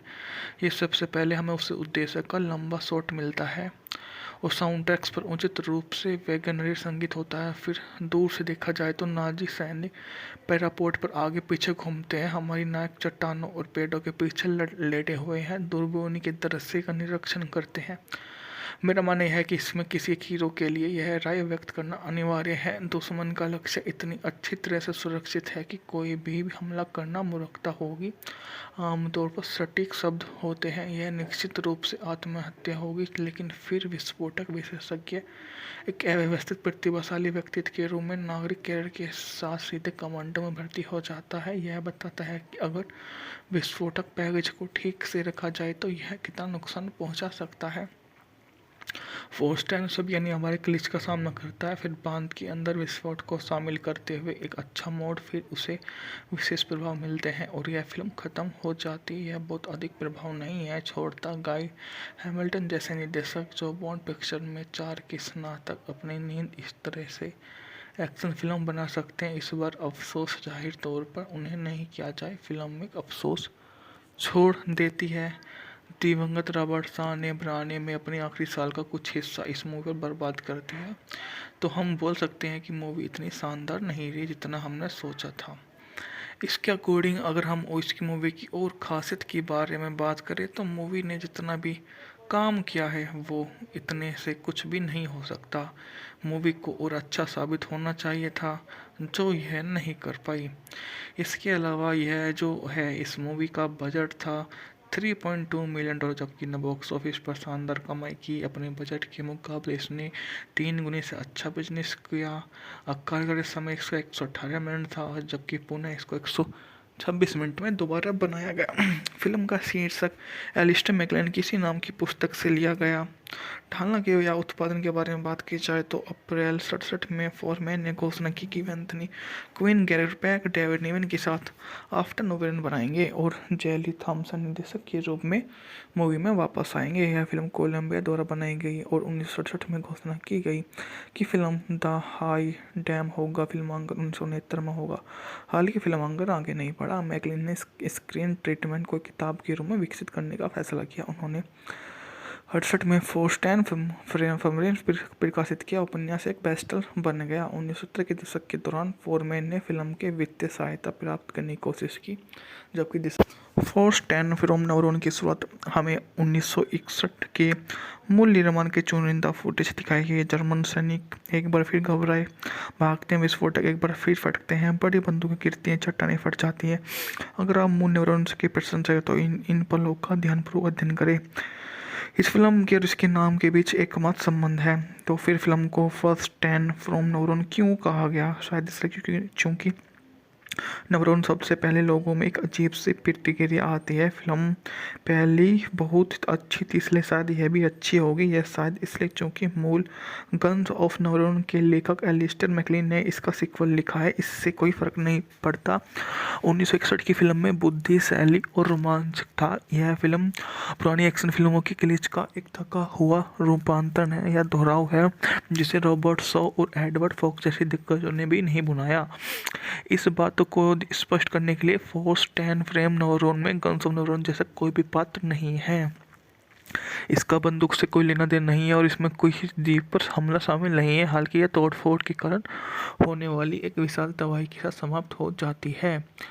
तोड़फोड़ का लक्ष्य युगोस्लाविया में एक प्रमुख पुल और कुछ मील की और विशाल बांध युद्ध का प्रयास स्पष्ट रूप से इस बात पर निर्भर करता है कि दुश्मन की रेखाओं के पीछे पुल को नष्ट किया जा सकता है यह नहीं। इसलिए शाह के नेतृत्व में एक कमांडो बलों को लाइनों के पीछे उतारा जाता है, पुल को भारी सुरक्षा में पाता है और बांध को उड़ाने का फैसला करता है ताकि पुल बह जाए। यह गतिविधि फिल्म के चलने के समय शायद 75% हिस्सा घेरती है और विद्रोही वफादारी डबल एजेंट स्थानीय गुरिल्लाओं लड़की से जुड़ी एक अभेद उपकथन द्वारा बरामद होती है। कई दल बदलू के उजागर और उन्हें मार दिए जाने के बाद हर किसी द्वारा एक दूसरे को एक बार धोखा दिए जाने के बाद पुल और बांध नजर आते हैं और फिल्म शुरू होने से पहले कहीं ज़्यादा शानदार तरीके से ख़त्म होती है। इसलिए है क्योंकि बांध के विनाश से जुड़ी विशेष प्रभाव वास्तव में बहुत अच्छे से किए गए और वे युद्ध को तोड़ फोड़ से जुड़ी सभी फिल्मों के विश्वसनीय पुराने क्लिच के साथ सेट किए गए हैं। हमें कितना अच्छी तरह से जानते हैं।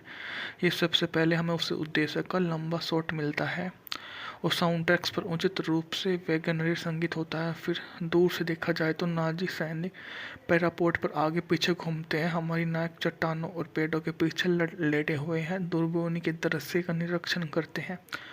मेरा मानना यह है कि इसमें किसी एक हीरो के लिए यह राय व्यक्त करना अनिवार्य है। दुश्मन का लक्ष्य इतनी अच्छी तरह से सुरक्षित है कि कोई भी हमला करना मूर्खता होगी। आमतौर पर सटीक शब्द होते हैं, यह निश्चित रूप से आत्महत्या होगी। लेकिन फिर विस्फोटक विशेषज्ञ एक अव्यवस्थित प्रतिभाशाली व्यक्तित्व के रूप में नागरिक कैरियर के साथ सीधे कमांडो में भर्ती हो जाता है। यह बताता है कि अगर विस्फोटक पैकेज को ठीक से रखा जाए तो यह कितना नुकसान पहुंचा सकता है। फोर्स 10 सब यानी हमारे क्लिच का सामना करता है, फिर बांध के अंदर विस्फोट को शामिल करते हुए एक अच्छा मोड, फिर उसे विशेष प्रभाव मिलते हैं और यह फिल्म ख़त्म हो जाती है। यह बहुत अधिक प्रभाव नहीं है छोड़ता। गाय हैमिल्टन जैसे निर्देशक जो बॉन्ड पिक्चर में 4 के स्नातक अपनी नींद इस तरह से एक्शन फिल्म बना सकते हैं, इस बार अफसोस जाहिर तौर पर उन्हें नहीं किया जाए। फिल्म में अफसोस छोड़ देती है। दिवंगत रॉबर्ट शाह ने बनाने में अपने आखिरी साल का कुछ हिस्सा इस मूवी पर बर्बाद कर दिया, तो हम बोल सकते हैं कि मूवी इतनी शानदार नहीं रही जितना हमने सोचा था। इसके अकॉर्डिंग अगर हम इसकी मूवी की और खासियत के बारे में बात करें तो मूवी ने जितना भी काम किया है वो इतने से कुछ भी नहीं हो सकता। मूवी को और अच्छा साबित होना चाहिए था, जो यह नहीं कर पाई। इसके अलावा यह जो है इस मूवी का बजट था $3.2 मिलियन, जबकि न बॉक्स ऑफिस पर शानदार कमाई की। अपने बजट के मुकाबले इसने 3 गुने से अच्छा बिजनेस किया। कार्यकारी समय इसका 118 मिनट था, जबकि पुणे इसको 126 मिनट में दोबारा बनाया गया। फिल्म का शीर्षक एलिस्टर मैकलेन किसी नाम की पुस्तक से लिया गया। हालांकि या उत्पादन के बारे में बात की जाए तो अप्रैल 67 में फोरमैन ने घोषणा की कि वे Anthony Quinn, Garrett Peck, David Niven के साथ आफ्टर नोवेरन बनाएंगे और जेली थॉमसन निर्देशक के रूप में मूवी में वापस आएंगे। यह फिल्म कोलंबिया द्वारा बनाई गई और 1967 में घोषणा की गई कि फिल्म द हाई डैम होगा फिल्मांकन 1969 में होगा। हालांकि फिल्मांकन आगे नहीं बढ़ा। मैकलिन ने स्क्रीन ट्रीटमेंट को किताब के रूप में विकसित करने का फैसला किया। उन्होंने 68 में फोर्स 10 फिल्म प्रकाशित किया। उपन्यास एक बेस्टसेलर बन गया। 1970 के दशक के दौरान फोरमैन ने फिल्म के वित्तीय सहायता प्राप्त करने की कोशिश की, जबकि फोर्स 10 फिल्म नवरोन की शुरुआत हमें 1961 के मूल निर्माण के चुनिंदा फुटेज दिखाई गई। जर्मन सैनिक एक बार फिर घबराए, भागते हैं, विस्फोटक एक बार फिर फटकते हैं, बड़ी बंदूकें गिरती हैं, चट्टानें फट जाती हैं। अगर आप मूल नवरोन की प्रशंसा करें तो इन पलों का ध्यानपूर्वक अध्ययन करें। इस फिल्म के और इसके नाम के बीच एकमात्र संबंध है। तो फिर फिल्म को फर्स्ट 10 फ्रॉम नवरोन क्यों कहा गया? शायद इसलिए क्योंकि नवरोन सबसे पहले लोगों में एक अजीब सी प्रतिक्रिया आती है। फिल्म पहली बहुत अच्छी थी, इसलिए शायद यह भी अच्छी होगी। यह शायद इसलिए क्योंकि मूल गन्स ऑफ नवरोन के लेखक एलिस्टर मैकलिन ने इसका सीक्वल लिखा है। इससे कोई फर्क नहीं पड़ता। 1961 की फिल्म में बुद्धि, शैली और रोमांच था। यह फिल्म पुरानी एक्शन फिल्मों की क्लिच का एक थका हुआ रूपांतरण है या दोहराव है, जिसे रॉबर्ट शॉ और एडवर्ड फॉक्स जैसे दिग्गजों ने भी नहीं बनाया। इस बात को स्पष्ट करने के लिए फोर्स 10 फ्रेम नवरोन में गन्स ऑफ नवरोन जैसा कोई भी पात्र नहीं है। इसका बंदूक से कोई लेना देना नहीं है और इसमें कोई द्वीप पर हमला शामिल नहीं है। हालांकि यह तोड़फोड़ के कारण होने वाली एक विशाल तबाही के साथ समाप्त हो जाती है। तोड़फोड़ का लक्ष्य यूगोस्लाविया में एक प्रमुख पुल और कुछ मील की और विशाल बांध युद्ध का प्रयास स्पष्ट रूप से इस बात पर निर्भर करता है कि दुश्मन की रेखाओं के पीछे पुल को नष्ट किया जा सकता है यह नहीं। इसलिए शाह के नेतृत्व में एक कमांडो बलों को लाइनों के पीछे उतारा जाता है, पुल को भारी सुरक्षा में पाता है और बांध को उड़ाने का फैसला करता है ताकि पुल बह जाए। यह गतिविधि फिल्म के चलने के समय शायद 75% हिस्सा घेरती है और विद्रोही वफादारी डबल एजेंट स्थानीय गुरिल्लाओं लड़की से जुड़ी एक अभेद उपकथन द्वारा बरामद होती है। कई दल बदलू के उजागर और उन्हें मार दिए जाने के बाद हर किसी द्वारा एक दूसरे को एक बार धोखा दिए जाने के बाद पुल और बांध नजर आते हैं और फिल्म शुरू होने से पहले कहीं ज़्यादा शानदार तरीके से ख़त्म होती है। इसलिए यह क्योंकि बांध के विनाश से जुड़ी विशेष प्रभाव वास्तव में बहुत अच्छे से किए गए और वे युद्ध को तोड़ फोड़ से जुड़ी सभी फिल्मों के विश्वसनीय पुराने क्लिच के साथ सेट किए गए हैं। हमें कितना अच्छी तरह से जानते हैं ये सबसे पहले हमें उस उद्देश्य का लंबा शॉट मिलता है और साउंड ट्रैक्स पर उचित रूप से वैगनरी संगीत होता है। फिर दूर से देखा जाए तो नाजी सैनिक पैरापोर्ट पर आगे पीछे घूमते हैं, हमारी नायक चट्टानों और पेड़ों के पीछे लेटे हुए हैं, दूरबीनी के दृश्य का निरीक्षण करते हैं। मेरा मानना यह है कि इसमें किसी एक हीरो के लिए यह राय व्यक्त करना अनिवार्य है, दुश्मन का लक्ष्य इतनी अच्छी तरह से सुरक्षित है कि कोई भी हमला करना मूर्खता होगी। आमतौर पर सटीक शब्द होते हैं, यह निश्चित रूप से आत्महत्या होगी, लेकिन फिर विस्फोटक विशेषज्ञ एक अव्यवस्थित प्रतिभाशाली व्यक्तित्व के रूप में नागरिक कैरियर के साथ सीधे कमांडो में भर्ती हो जाता है। यह बताता है कि अगर विस्फोटक पैकेज को ठीक से रखा जाए तो यह कितना नुकसान पहुंचा सकता है।